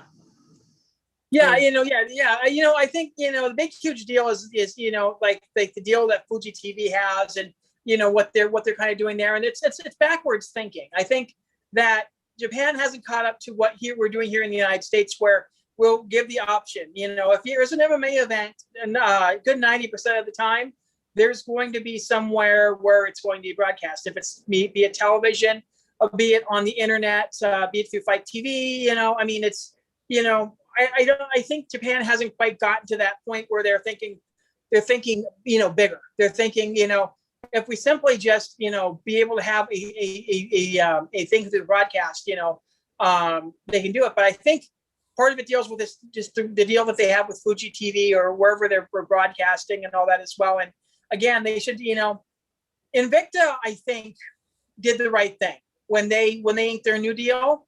And I was telling Shannon that I was excited that they signed with Anthem, by the way, because I think they were a really great company. But they understood that the fact that, first of all, Access has a lot more viewers than Fightcast does. Which as much as you have to pay for a subscription fee and all that as well, but you're getting more eyes on your product. And not to mention that they also stream on YouTube. They also stream on Facebook and all this as well. So they have a lot more eyes on them as well. So just let you know. I just want to let everybody know. So the Invicta show was aired live on YouTube. So if you didn't have Access TV, you could watch it live on YouTube for free. So but I just wanted to make that point. Sorry, but yeah, and Facebook and Twitter and wherever, any social media platform that Invicta had, that show was live and free for you to watch. And I think that like I said, Japan's just a little bit behind on that. They don't get the idea that, hey, maybe we should we should see them through a wider audience. Well, I should just say the MMA fans, because I think professional wrestling organizations like New Japan and Stardom have figured out there's an American audience, and they made it a lot more accessible to us, through the internet. So the pro wrestling product actually is right on the curve and right where MMA needs to be. So hopefully the MMA gets the hint that we want to see that as well. I mean, I would love it for for Deep Jewels and Deep to ink a deal with Access, just like they just like back in the day when they would have the big New Year's Eve cards, and they had it on Access TV. And I I don't think Japan realized how many people were staying up that late to watch the fights. There was, Twitter was really active late at 2 or 3 o'clock in the morning, watching fights from Japan because we wanted to watch them. So hopefully the broadcast situation gets straightened out. Also, here's the other thing. It works for fighters because here's the thing. I think for the most part, most promotions, most of the big promotions tend to see what's going on in the small promotions. I definitely know Rizin watches. They watch, what goes on in Deep Jewels and Deep and all that stuff. If you have the option, if there is tape footage of fighters, it'll mean more opportunities for the fighters as well. Listen, one of the matchmakers for Bellator they can see Woo Park wins the atomweight tournament, and they may be like, what? Maybe we should start an atomweight tournament, or atomweight division at this point.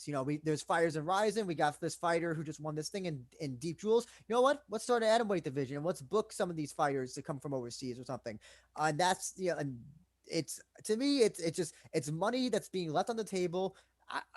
Not a lot of money, but it's still some money, and also just the opportunity for fighters because it can and I seen this with Rizin is that when fighters get on the Rizin card, they get booked. There's a fighter who was opening the Rizin show at Rizin 27 is now on the Deep show as well, and he won his Rizin fight. I have no doubt that him winning his Rizin fight got him this fight in Deep. That's going on this weekend. I think it's this weekend. So yeah, it's good for the promotions because it helps them make a little extra money, and it's good for the fighters as well, which to me in the end is what matters because it gives them opportunity, especially women's MMA. Because I know women's MMA is much more it's much more advanced than it was even 5 years ago. But listen, it's still not. I still don't think it's at the level that at men's MMA is. I mean, there's only one major women's promotion in the United States, Invicta. So that's a problem. That's another thing as well. Yeah, I mean, they're catching up. They're playing catch up. There was a great long time where they weren't having. There was not as many opportunities and there wasn't as many fights for them to fight. So yeah, they're obviously playing catch up, and the gyms the gyms did a pretty good job of starting to kind of catch up to the men's end of things and all that as well. But to your point, I mean, look at Rizin and how many fighters from Rizin got signed to the UFC. I mean, there's quite a few that got signed to the UFC after being seen in Rizin, We're one day going to do actually, I have it in our docket of future shows success of Rizin fighters in UFC because just so many have gone, and I want to look at, okay, who's been the most successful, who's failed the most and all that stuff. So yeah, I mean, yeah, exactly that. I know that UFC, for God's sake, the president, Dana White, met with Sakaki Bara, whatever it was last month or whatever. He may not be paying attention to Rizin, but whoever the matchmakers are certainly looking at Rizin and looking at the talent that's there. So that's it's not even a question. So yeah, Invicta, I was so glad when they put that fight on YouTube because when I heard about the show, I was like, oh God, no, another show on Access. I don't have access. I don't know anybody. I've never met one person who's had access ever. Oh, I have access. Oh, really? Okay. You're the first person to tell me that they have access, and I was like, oh, I'm not gonna be able to watch the show. This show looks great on paper. We got some fights here that look great, and it's a tournament. Who doesn't love a tournament? And when I saw the Twitter thing, I was like, oh, it's gonna be on YouTube. I was like, oh, that's great because also that means I was able to watch Bellator on my television through Showtime, and I had the Invicta show right on my computer screen. So I was able to watch both at the same time. It was so good. I hope that Invicta continues to do their shows through YouTube.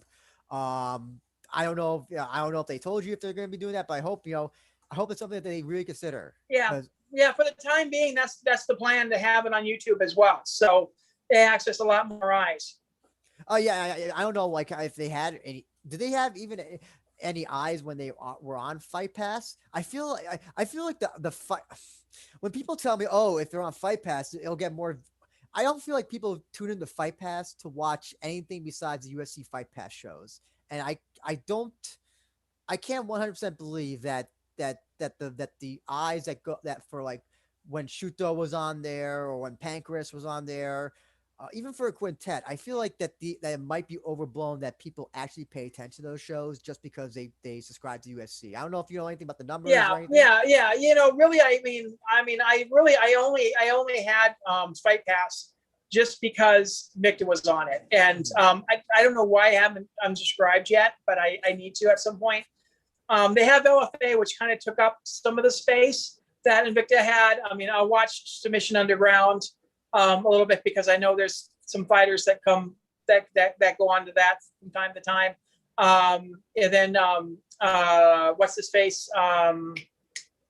The Eddie Bravo as a submission series on there as well. Mhm. But yeah, I don't watch it that often.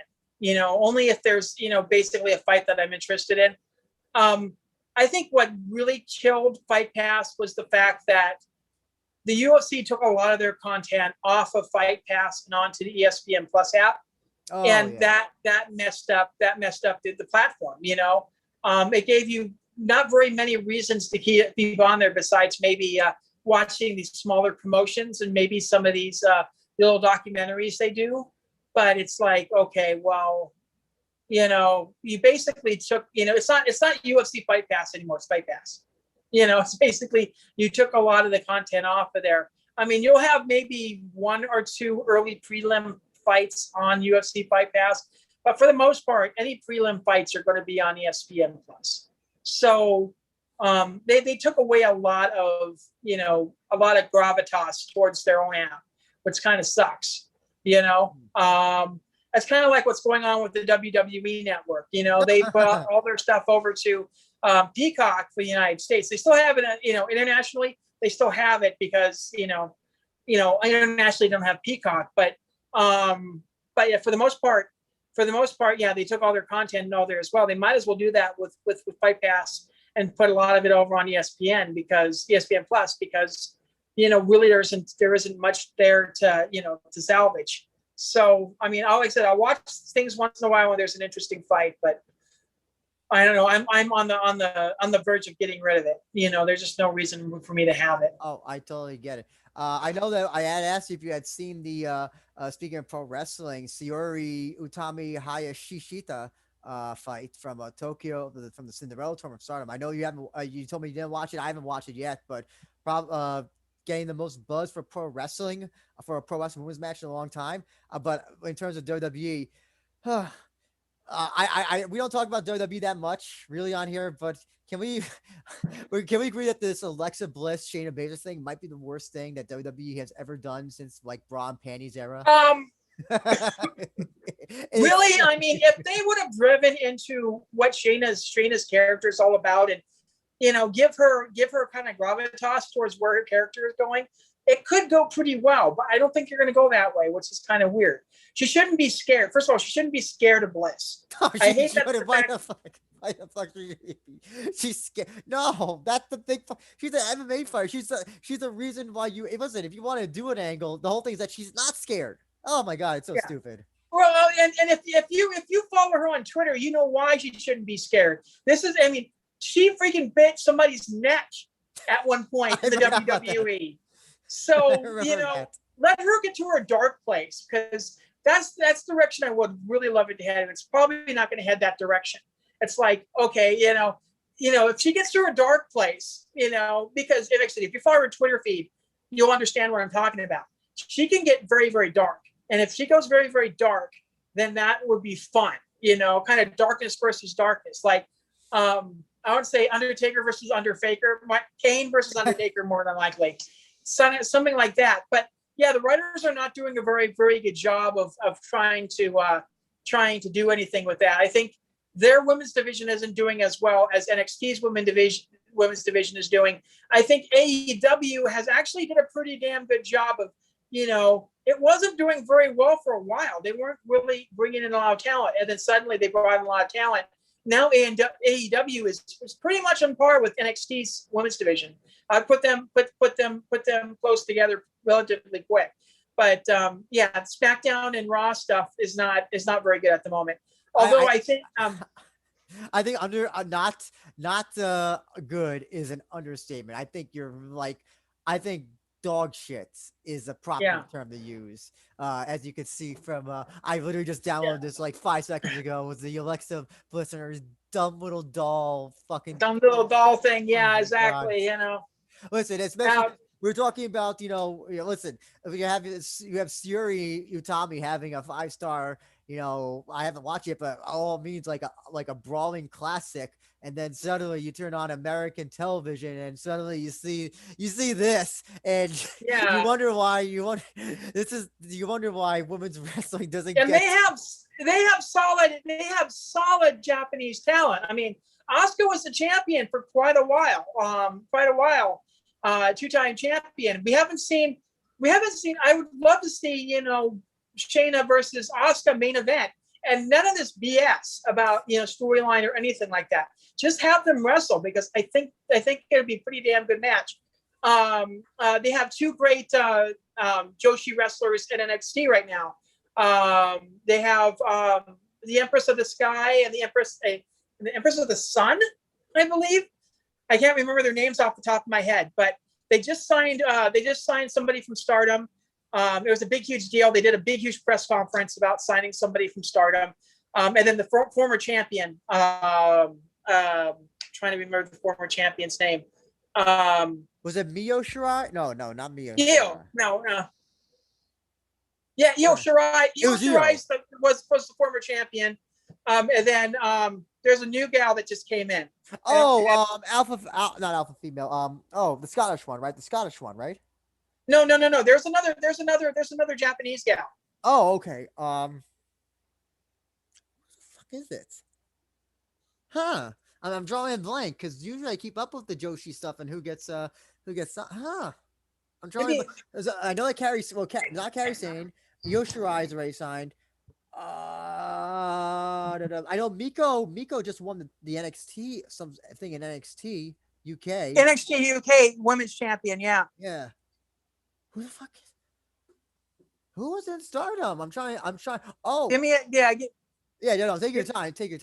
As you can see. Yeah, Miko just won. Miko just won the UK Championship, I believe, and then Saree. Sareee. That's it. Okay. He just signed it to NXT. Okay, gotcha. Saree just did. She's the Empress of the Sun or whatever. She's wrestled a couple of fights for NXT. She hasn't been on television for the past couple weeks. I don't know why, but Saree was in, and then Io just came back. Io just came back to there as well. So, but yeah, they have a lot in. The NXT portion, which Triple H books and all that as well. Triple H always loves loves Japanese female wrestlers. Loves bring them in. So that that brings a lot to it as well.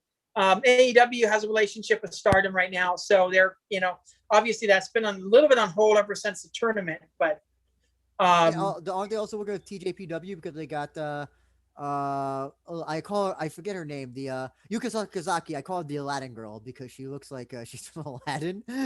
Yeah. And a few Makito, I think she's with TJPW or DDT, one of them. I think she's with both. I think she's an independent, so she can go back and forth. But she's mainly with DDT. But gotcha. But yeah, Mackie. I love my Mackie. I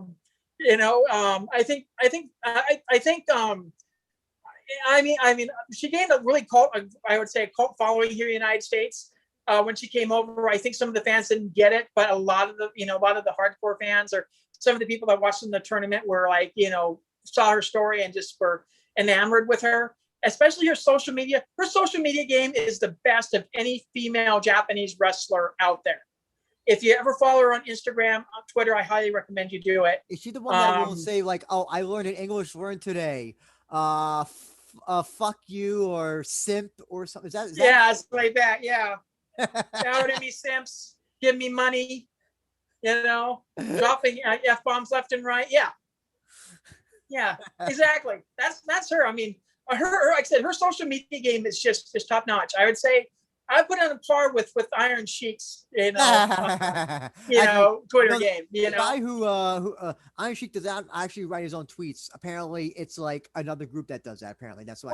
Well, if you ever watch the documentary, they show you how he does it. He'll comment and then they'll they'll put it on Twitter for them. That's it. Okay. Is there anything else in the world of women's MMA, JMA that we haven't covered, Mark, that you or that you're doing that you want to bring up? Nothing in the MMA realm. I do want to go over the Olympics real quick, Yeah, just go because ahead. they're coming up. Yeah. I was just looking over the Japanese wrestling team, women's wrestling team, and just seeing who all was being taking part of it. Obviously, I think there's 5 or 6 weight classes.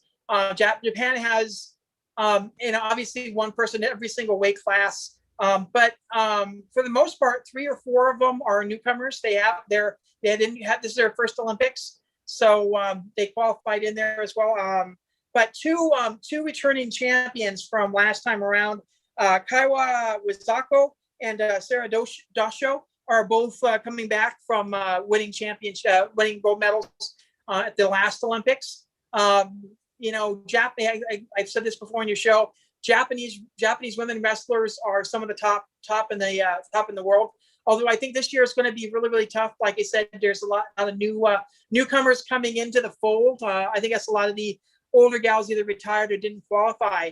But the U.S. is going to have a huge, solid game coming into the Tokyo Olympics. So I'm really interested in seeing how the Japanese team does this year. India's got quite a few girls that are coming in as well. They'll have a strong women's team coming in, but a lot of the friends of mine that are a part of the U.S. Women's team will be interesting to see over in Tokyo as well. So I'm really looking forward to that as well. And I'm interested to see.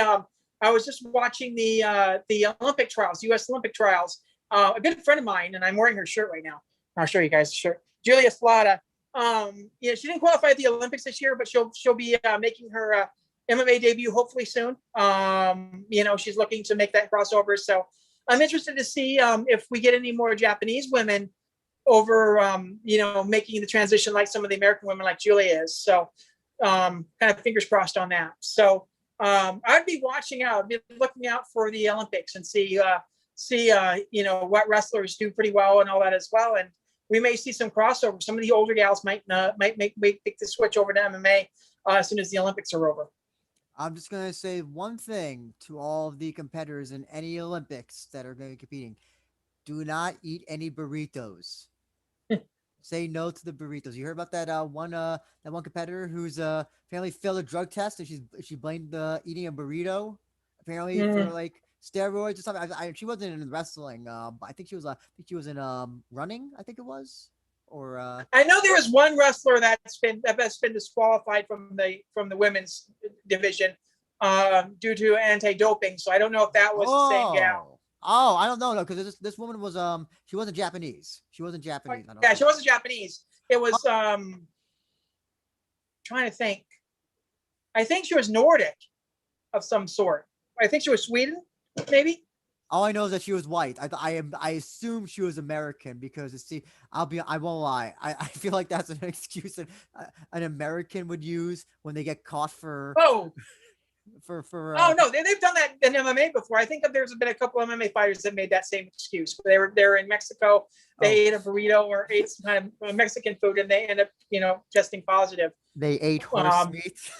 Yeah, they ate horse meat. Yeah, I was thinking that back in my mind. Oh, the meat that they gave me was horse meat, and that's what happened. Yes. Oh, no, I always thought the whole thing with Overeem was that he legitimately was like he knew he was eating horse meat. I thought that was a joke. Was that he's legitimately eating horse meat? It was like they just it was burrito. It was just like regular meat, but then turned out to be horse meat. I thought it was the whole thing was like he knew he was eating horse meat. And I thought that was a joke. Yeah. What does Overeem call a racing form? A menu? I know that Canelo had that whole he failed a drug test as well for that exact. I guess it was for something that he ate while he was in Mexico. I remember that a few years ago when I think it was. I'm trying to remember which fight it was. That Canelo had, but I remember that. The fight got postponed because of his I think it got postponed for a few months because of that suspension. Who do you think? We talked about who do you think that any of these women? Is there any names that you think of that maybe could transition to MMA? If you know offhand, Mark.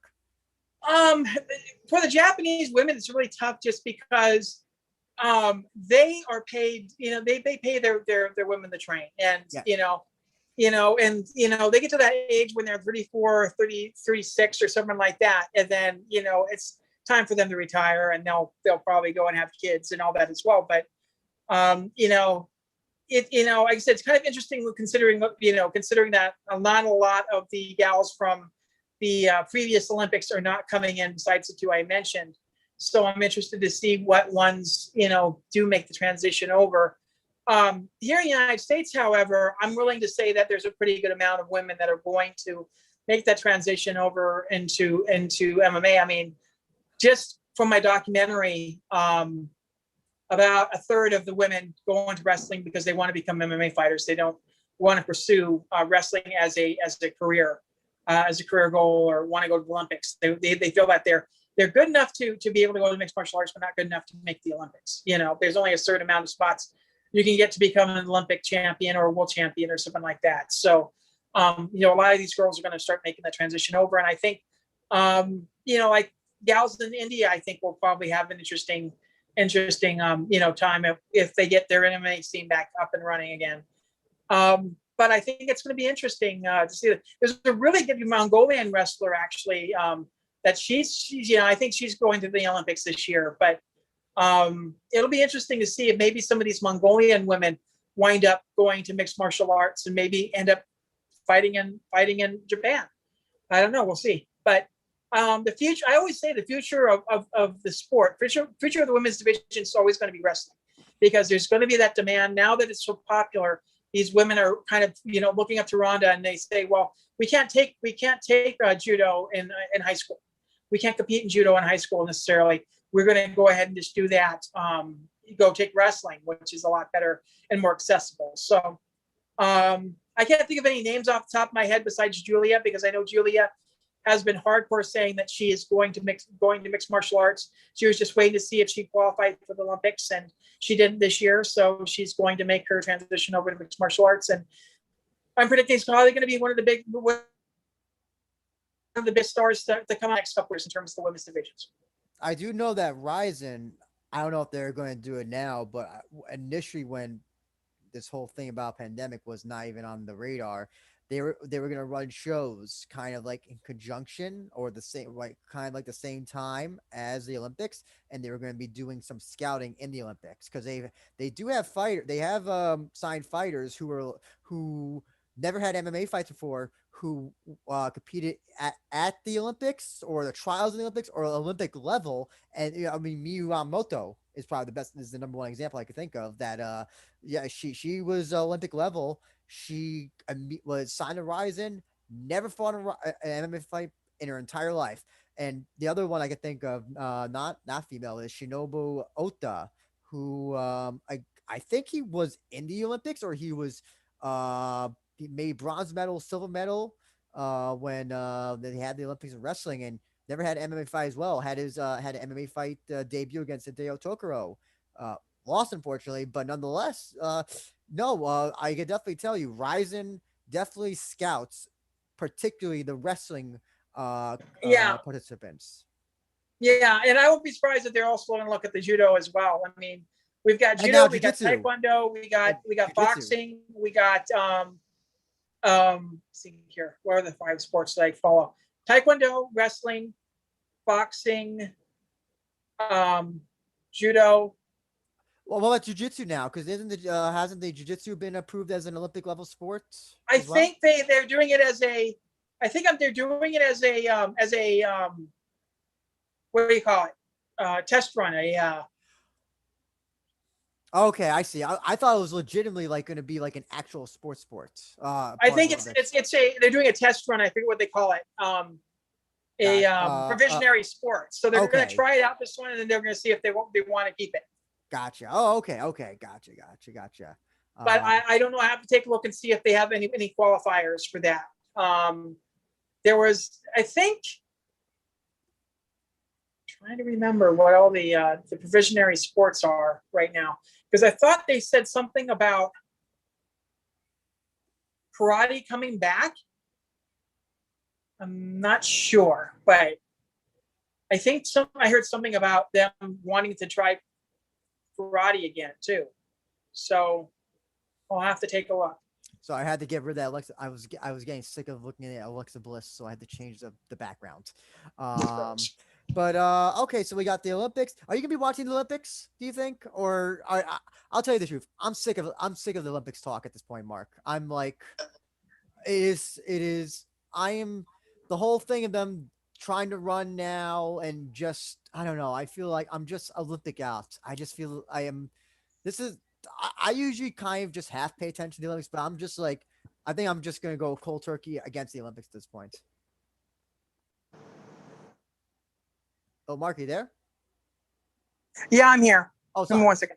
No. Take your time. Take your time. Sorry. Let's see here. Okay. Yeah, I'm just looking it up real quick. Yeah. No. Take your time. Take your time. Yeah. Let's see here.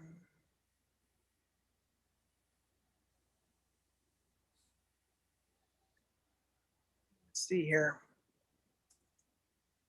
Let's see.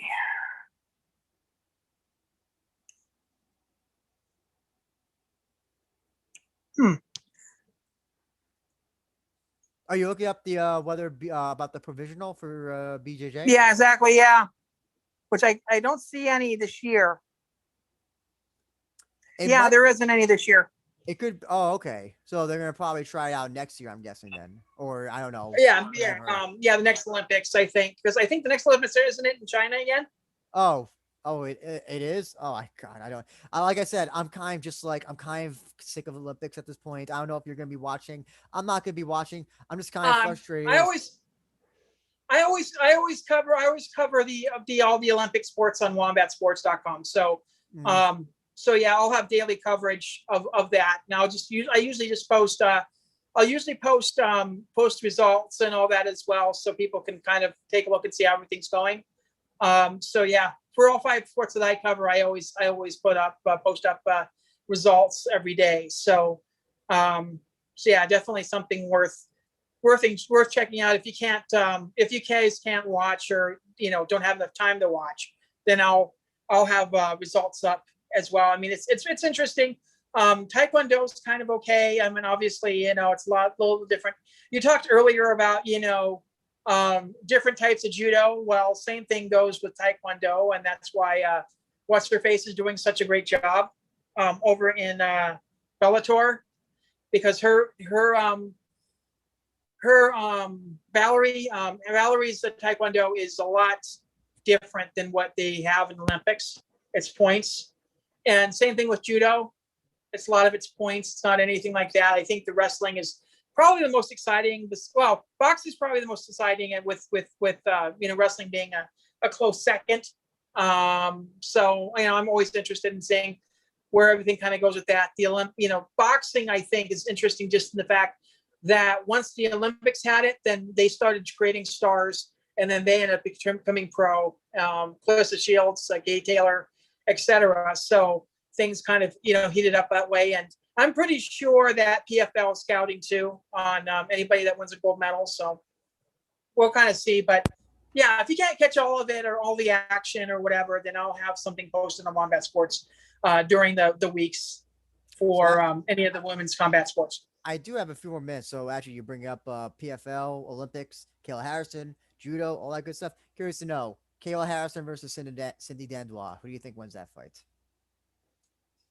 Well, considering how the first fight, Cindy's first fight went with Caitlin, it's going to be tough. It's going to be a rough road for her to get the win. It's going to be judo versus judo kind of too. So I'm going to be interested to see if Kayla just leaves it standing and just starts kind of lighting her up and trying to keep it off the cage, because that's where she's kind of fallen in love with, trying to throwing her hands. But I have Kayla winning that one. I think they set up the second round, so it's pretty much you're pretty much in the next round if you win, pretty much. I kind of hate that they put Cindy in with, first of all, Caitlin and then now Kayla. It should have been something that happened during the actual tournament rounds. But yeah, we'll kind of see how everything kind of turns out in terms of that. But I think Kayla wins. I think Caitlin wins. I think with the exception of one fight, I think three of them are going to go the way that you'd be pretty much expected to go. So, yeah.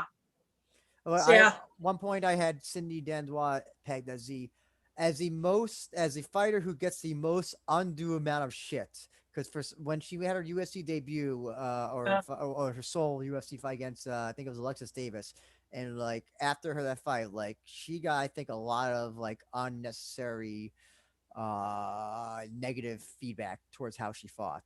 And this is someone who's beaten like Megan Anderson and a bunch of other people at one point.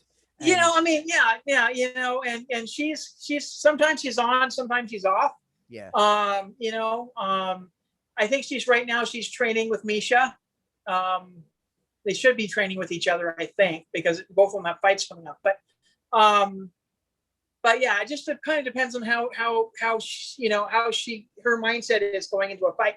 I've seen her where she's an absolutely looks great.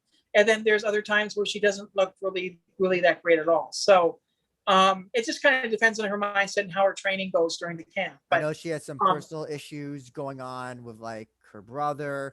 She has like 7 kids or something. She's a teacher as well. She coaches at maybe the sole MMA gym in Belgium, because I don't know if there's any other Belgium MMA gyms. She also has an OnlyFans as well, and she has promoted that quite often on her social media about her OnlyFans.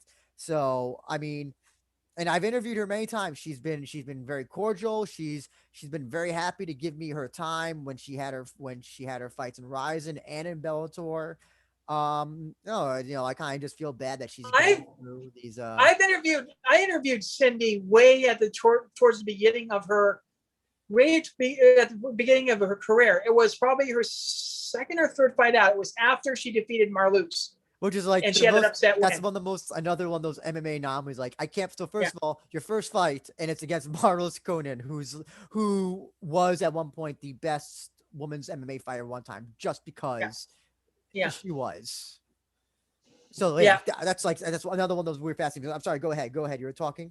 But but anyway, I was fighting. It must have been one of her first live interviews she's ever done with at least with the U.S. journalist at the time. But it was way before Wombat Sports. It was way before I was with Fighter Girls. It was back when I was a part of a podcast called Sports Geeks. But yeah, I interviewed Cindy back in the day.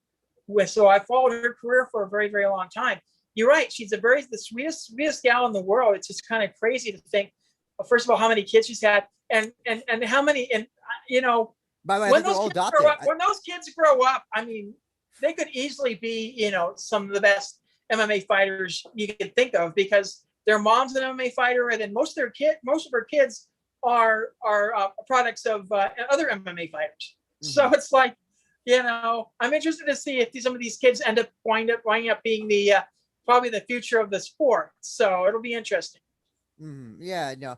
I think she got at one point a lot of undue negativity just because she's not good at boxing. Who the fuck cares? I know. Listen, the way that she fought at one point, she didn't need boxing. She was able to defeat all of her opponents, most of the time by submission or by like out grappling them in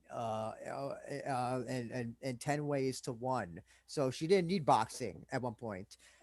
I guess now it's kind of a thing, it's women's MMA has kind of evolved where you kind of need all 3. You need grappling, you need stand up, and you need wrestling. You kind of do need all 3 at this point, maybe. Yeah, and the thing with Cindy too is if you compare her to Ronda, I mean, Ronda was on that big win streak, loses twice, and then basically takes her ball and goes home. Here's Cindy Dandois, who's still going at it, even though she has had her losses. And she's really great at judo and all this as well. So yeah, you're right. Cindy does get a lot of flack, get a lot of flack from a lot of people, but she shouldn't be. So I mean, I've seen a hell of a lot worse fighters. Oh yeah, I and listen, I'll be, from a fan perspective, I'll be cheering for her against Kayla Harrison, but I hope she comes really prepared for that match. Is I know that with the fight that she had against oh, I forget, sorry, who was the fight that she had with first in PFL? Caitlin. Kaylin Young. She almost did ever submitted with that guillotine choke. I think it was in the second or third round. If Mhm. but here's the I don't know if something like that will work against Kayla Harrison. I feel like Kayla Yeah, Harrison is just better on the feet just because listen, she's at AKA. I mean, sorry, ATT. I mean, she's at one of the best MMA camps in the United States. And yeah. she's got all that. And listen, I'm sure that Misha Tate, wherever they're training, is great, but ATT is light years ahead of many, many MMA camps when it comes to just everything. Yeah, I mean, ATT and Jackson's are probably right, you know, right there. Extreme Couture is where Misha's at right now, which used to be like one of the top gyms in the US, and I think it's still. I mean, I wouldn't say a second tier gym, but it's still up there, but not quite as much as ATT or Jackson's. But it's probably one of the better gyms out here. I mean, between them and Syndicate. But um, yeah, I mean, yeah, it just kind of depends on where kind of how Cindy is coming into the fight. But if Kayla keeps it standing and keeps it in the center of the cage and starts striking with her, I think there's going to be a problem. It's just going to be a little bit of a mess for her. So we'll kind of see what happens. But right now, I'm pretty sure Kayla is probably the heavy favorite right now. My dream Rizin MMA women's fight is Kayla Harrison versus Gabby Garcia. It is my dream women's MMA fight in Rizin. And I would seriously, when I say this right now, I would go to Japan if they book that fight. I would go to Japan. I don't care if they have any lockdown measures. I would find some way to sneak in to see that fight live because I would be like intrigued in many ways by how a fight like that goes. And I think Kayla Yeah, Harrison would absolutely I think she would not be afraid at all of Gabby Garcia. And yeah, I don't think she'll be afraid, and I think it'll be interesting because of the weight. I don't think that it's going to be easy for well, first of all, easy for Kayla to take her down, or for the fact that he probably doesn't want to take her to the ground. I think Kayla would probably just start striking as much as he possibly can and kind of beat her on the feet. I mhm. think that's probably what would happen. And I don't know if the ropes would be a big, huge thing too, because I don't know how the ropes would affect, kind of any throwing that Gabby does or any takedowns or whatever. It's a lot different in a ring versus a cage. So that is a factor. So, but yeah, I think that'd be a fun fight to watch. But I'd probably take Kayla in that instance, just because I think Gabby's striking isn't as good. But it would be depend on if Gabby could take Kayla down, which really I think Kayla would be smart enough to know how to get first of all how to get back up if she does, or keep her distance, and she'd probably just pepper some shots. And she has a training partner then, because Lele Tapa is out of ATT, so they could have her as a training partner. Oh, exactly. Yeah, exactly. Um, what was I going? So imagine. So I know that you said that Misha is training right now. Has there been any rumors on what fight it's going to be Oh for? no, they already announced it. She's fighting Marion Renault. I believe it's the second weekend of July. Wait, so And for the UFC, this is definitely for the UFC. it's for the UFC, yeah. Oh, Because how the the fuck did I UFC, not know yeah, that? yeah, because she's still on a UFC contract even if she retired. If she comes back, she has to fight for the UFC. Is it? It's one of those. Is it one of those weird things? I think Nate Quarry who said that he's still under UFC contract even though he hasn't fought for them in over maybe a decade. It's one of those weird UFC Yeah, things. Yeah.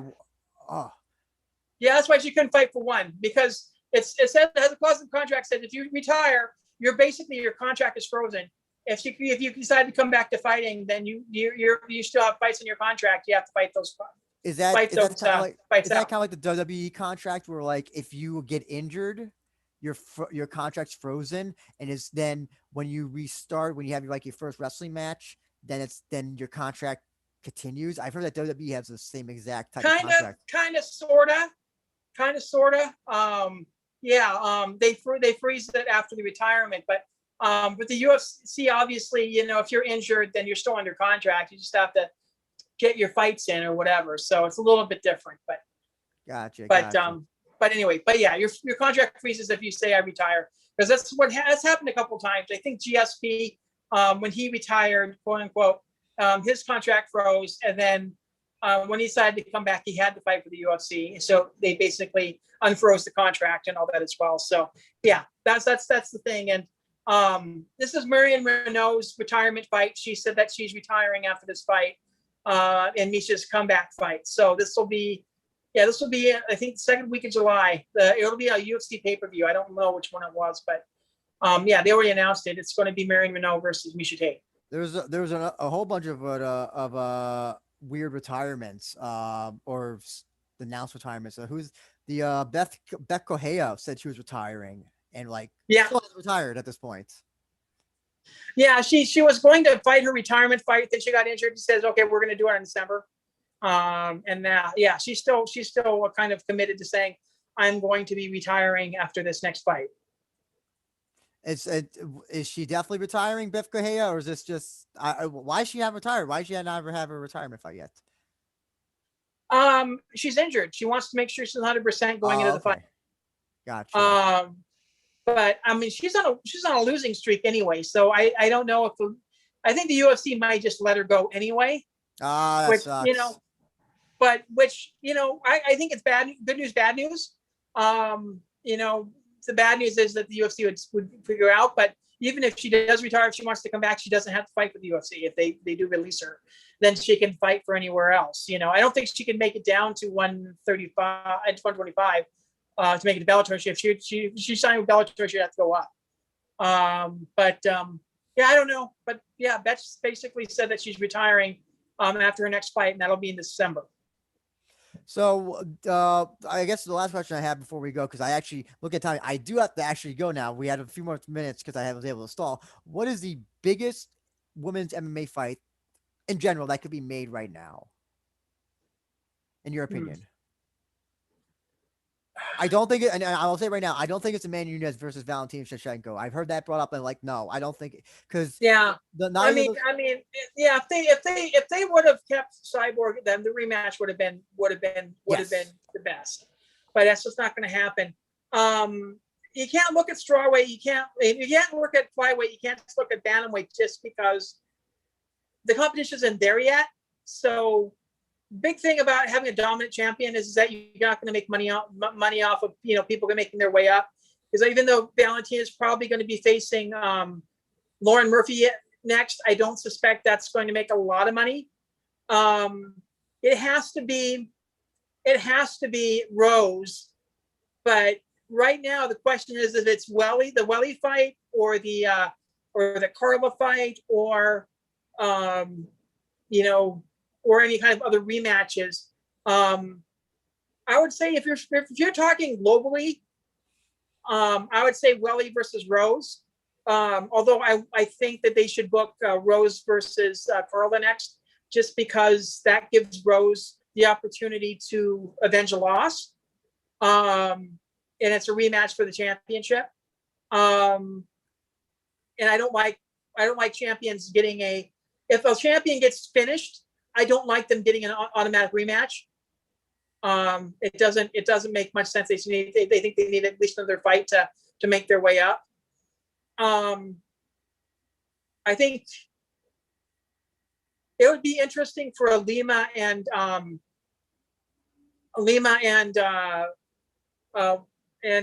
Liz to have a fight, just because there's history there. I think that's a huge fight. But I don't think it's going to pack arenas. the only thing, Carissa, I only got. So I was gonna just say two fights that I can think of. One serious fight and one not serious fight. The serious fight, you probably wouldn't like it, but it's the only one I could think of. The only one I could think of is Valentina Shevchenko versus Rose Namajunas. If Rose Namajunas went up, and I think because I think you have her hot off this win off Lily Zhang, this pegged to be the underdog, and she just like the way I think you'd maybe have to do like the rematch between those two, and Rose wins that, then maybe you can think about it. Unfortunately, super fights are like the big thing now, so I think Yeah. you could probably get away with it. I You know, mean, I think if Rose can get another win over Welly, I think that makes sense. yes, I think what happens is that the way I would see it is if Rose beats Carla, and then Welly maybe beats another contender coming up, and then they have the rematch, and then Rose beats Welly again. Then I think you seriously consider having her move up to face Valentina. You're gonna have to build it. yeah, I oh, don't absolutely, like yeah, having super. Yeah, I don't like having super fights when there's still contenders in the in the division.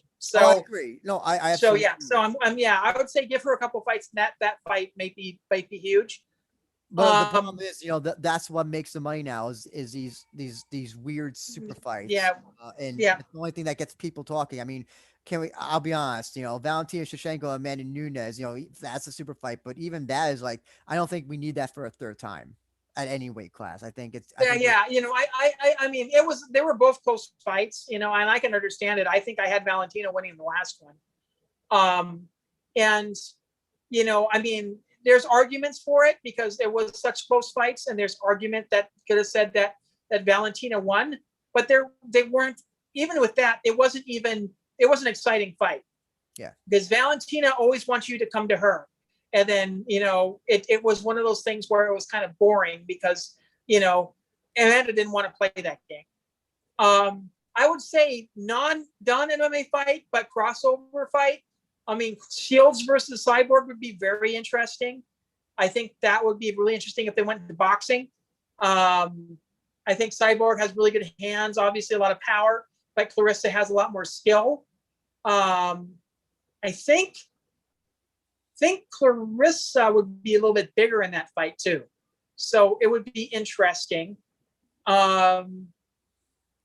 I've always wanted to see Reina Bars versus Cyborg in that rematch, but I don't think that gives enough gravitas to the other issue is what I think it does. a lot of people don't know who Joanna Bars is. Yeah, exactly.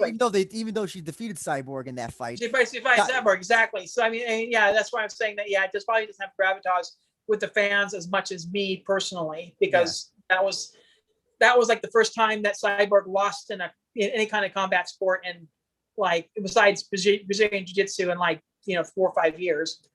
But Shields versus Cyborg would be interesting. I would say, well, I wouldn't want to see Kayla. I wouldn't want to see Clarissa Shields versus Kayla Harrison yet. They're bringing her up kind of slowly and all that as well. I mean, and that's kind of good because Clarissa did have some problems with her fight. Oh gosh, she was. If Elkins did exactly what she did for the entire 3 rounds and didn't, I don't know what she was thinking in that last round to she would have won that easily. That would have been. Well, then again, I don't know. Somehow Gleason T-Bow defeated Roy McDonald by a split decision yesterday. So who knows? Yeah. But the way it was going, I perceived that Brittany Elkins was on the way. Yeah, exactly. I was watching it. Yeah, you really. I mean, if I kind of wish that Clarissa would have went to the body a lot more often, because I think she would have ended it a little bit more quickly. But yeah, it was a learning experience for her. I definitely think that's what PFL is going for. They kind of want that unofficial crossover match with Clarissa Shields versus Kayla Harrison. I think that's what. Yeah, exactly. What will happen is that they'll have her fight maybe 2 or 3 more times before the next tournament, and then next year that'll be when they start. They'll start pumping. They'll put her officially in the tournament. I think that's what's going to happen. That's what they did with Kayla. Yeah. They gave her 3 or 4 fights before they even put her in the tournament. So, but yeah, I mean, off the top of my head, just non-boxing, non-MMA, I should say. Clarissa Shields versus Cyborg in boxing is probably the biggest fight.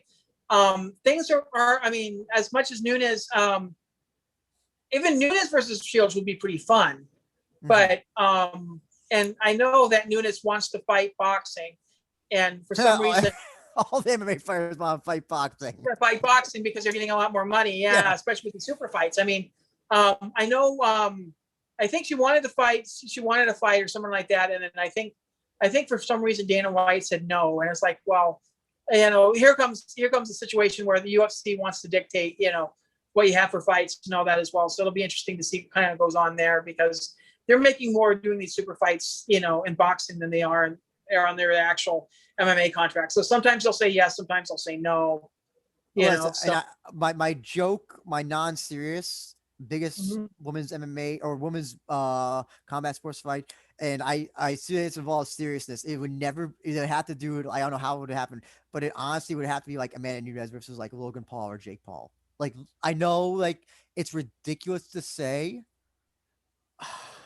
but like that's the only, like, if you want to, that is the one way you can get Amanda Nunes to like actually like become like a very much more well-known name on like a Ronda Rousey level, if somehow that type of match was booked in a boxing match. It would never happen. But I mean, there's no, listen, Amanda Nunes will always be, she'll be known to MMA fans. I don't even think she's known as the woman who retired Ronda Rousey. I think more people who don't watch MMA know who Holly Holm is than Amanda Nunes. And if she was to get like a fight, if she was to do a dumb super fight like that against Logan Paul, it would be like, yeah, that's the way you get your name out. That's how you make all your money. You probably think I'm like high as fuck right now, but like that's the only thing I can legitimately think of, like in terms of like the legitimate biggest women's combat sports match. I know. There's shoot, what's her name? That trains Brazilian jiu-jitsu. She's an actress. She was dating. She dated like Brooke Rockhold, and she dates MMA fighters, but she trains mixed. Demi, not no.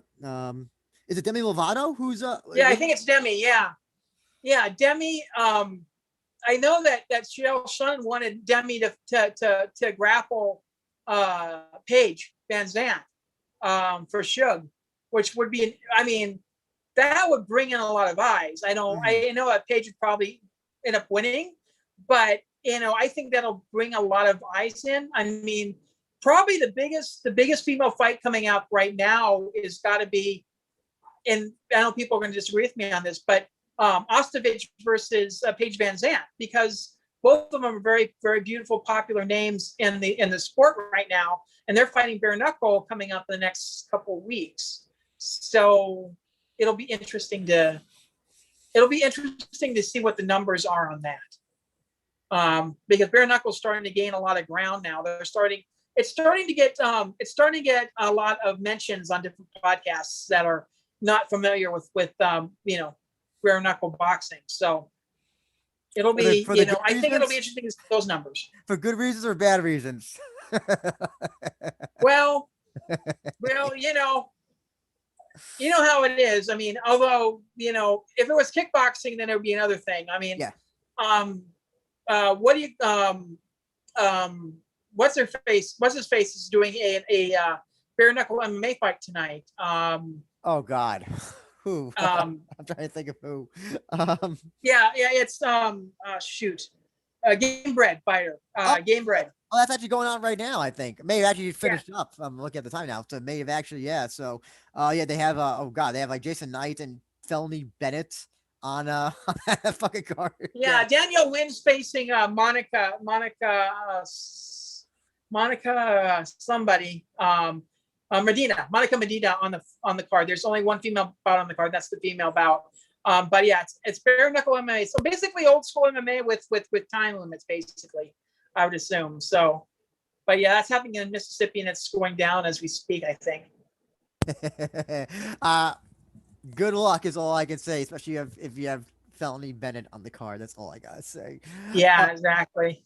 So, but as we have to come to a close, Mark, I want to give you an opportunity to plug all the stuff you do. You do a lot of stuff, so I'll make sure whoever's watching now, whoever watches this later, can follow you, watch, or listen to whatever you're doing right now. Well, whenever I have new content on wombatsports.com, it's on my Wombat Sports Twitter, but you can actually follow me at WMMA News, and I'll have a bunch of stuff up there, and I always have my opinions and all that as well, and anything, pretty much anything. You can follow us on Instagram at Wombat Sports. I have some photos and a little bit of video from the event I was at this past weekend, Fusion Fight League up in Montana. I was covering two female bouts that were up there, so definitely check those out. Plus some of the photos I have from the event, and on Facebook, Wombat Sports as well. And the B4R podcast is going to be hopefully within the next few months. If you go to wombatsports.com, I'll have an announcement when that starts. I'm just, like I said, I got to log all the stuff and I have to write out the shows, but it'll be interesting for you guys to hear some of the old history on that as well. So make sure to check out for B. Oh no! Oh no! Don't tell me. Oh no! So okay. Let me think. I think we lost you, Mark. So Once they come up. oh, so hold on. Could you just say that again? You cut off when you were talking about the your podcast interviews for the J for women's MMA. Okay, before our podcast, go to wombatsports.com. It'll be, I'll announce when it officially starts. Like I said, it's going to take a little bit of time, but for me to log in and edit and all that as well. But it'll be an interesting podcast as well. And also go to wombatsports.com if you want to hear something about the Olympics, like any of the results from any of the women's combat sports, in the year during the Olympics, please do so. I'll have wrestling, boxing, taekwondo, judo, and taekwondo, boxing, wrestling, judo, and I think there's 5. I can't remember the other one off the top of my head. But anyway, taekwondo, boxing, judo, boxing, wrestling.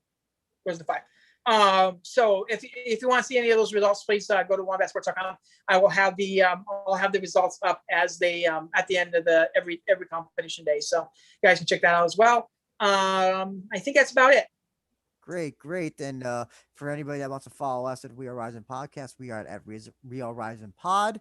You can follow my personal account, which is basically pro wrestling stuff, at abenja1. If you want to follow my co-host, my invisible co-host, Jay Christian Gary, you can follow him at Chris Gary 92, as well as his endeavor, Focus Fights, which just finally got their Twitter page back, their social media page back. So please give them a follow because they've covered everything as well as follow their YouTube channel. And Mark, I want to thank you once again. We've talked about everything that's going on in JMA and in women's MMA and also in Joshi as well. We covered a lot of stuff today, and I appreciate you taking the time out to do this. Plus the Olympics as well, a little bit as well, and yeah. I'll have something. I will make one more announcement. The International Women's Boxing Hall of Fame is coming down here to Vegas in August. I'll be covering that as well on the website, so definitely check out that as well. Great, and if any of you are in Japan, I know we got watchers in Japan.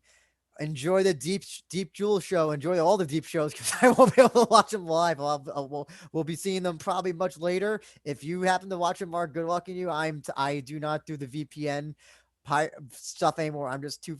It hurts my brain to do it, and I just don't care anymore. If Deep doesn't want me to watch her shows, fine. That's fine. I will reluctantly take that stance. But if anybody's gonna watch that Deep Jewels Atomweight tournament, hopefully you enjoy it, as well as all the other great stuff that's going on with women's MMA all around the world. And check out also Bellator 261 next Friday was Carmouche versus Watanabe in the co-main event, which will be on Showtime.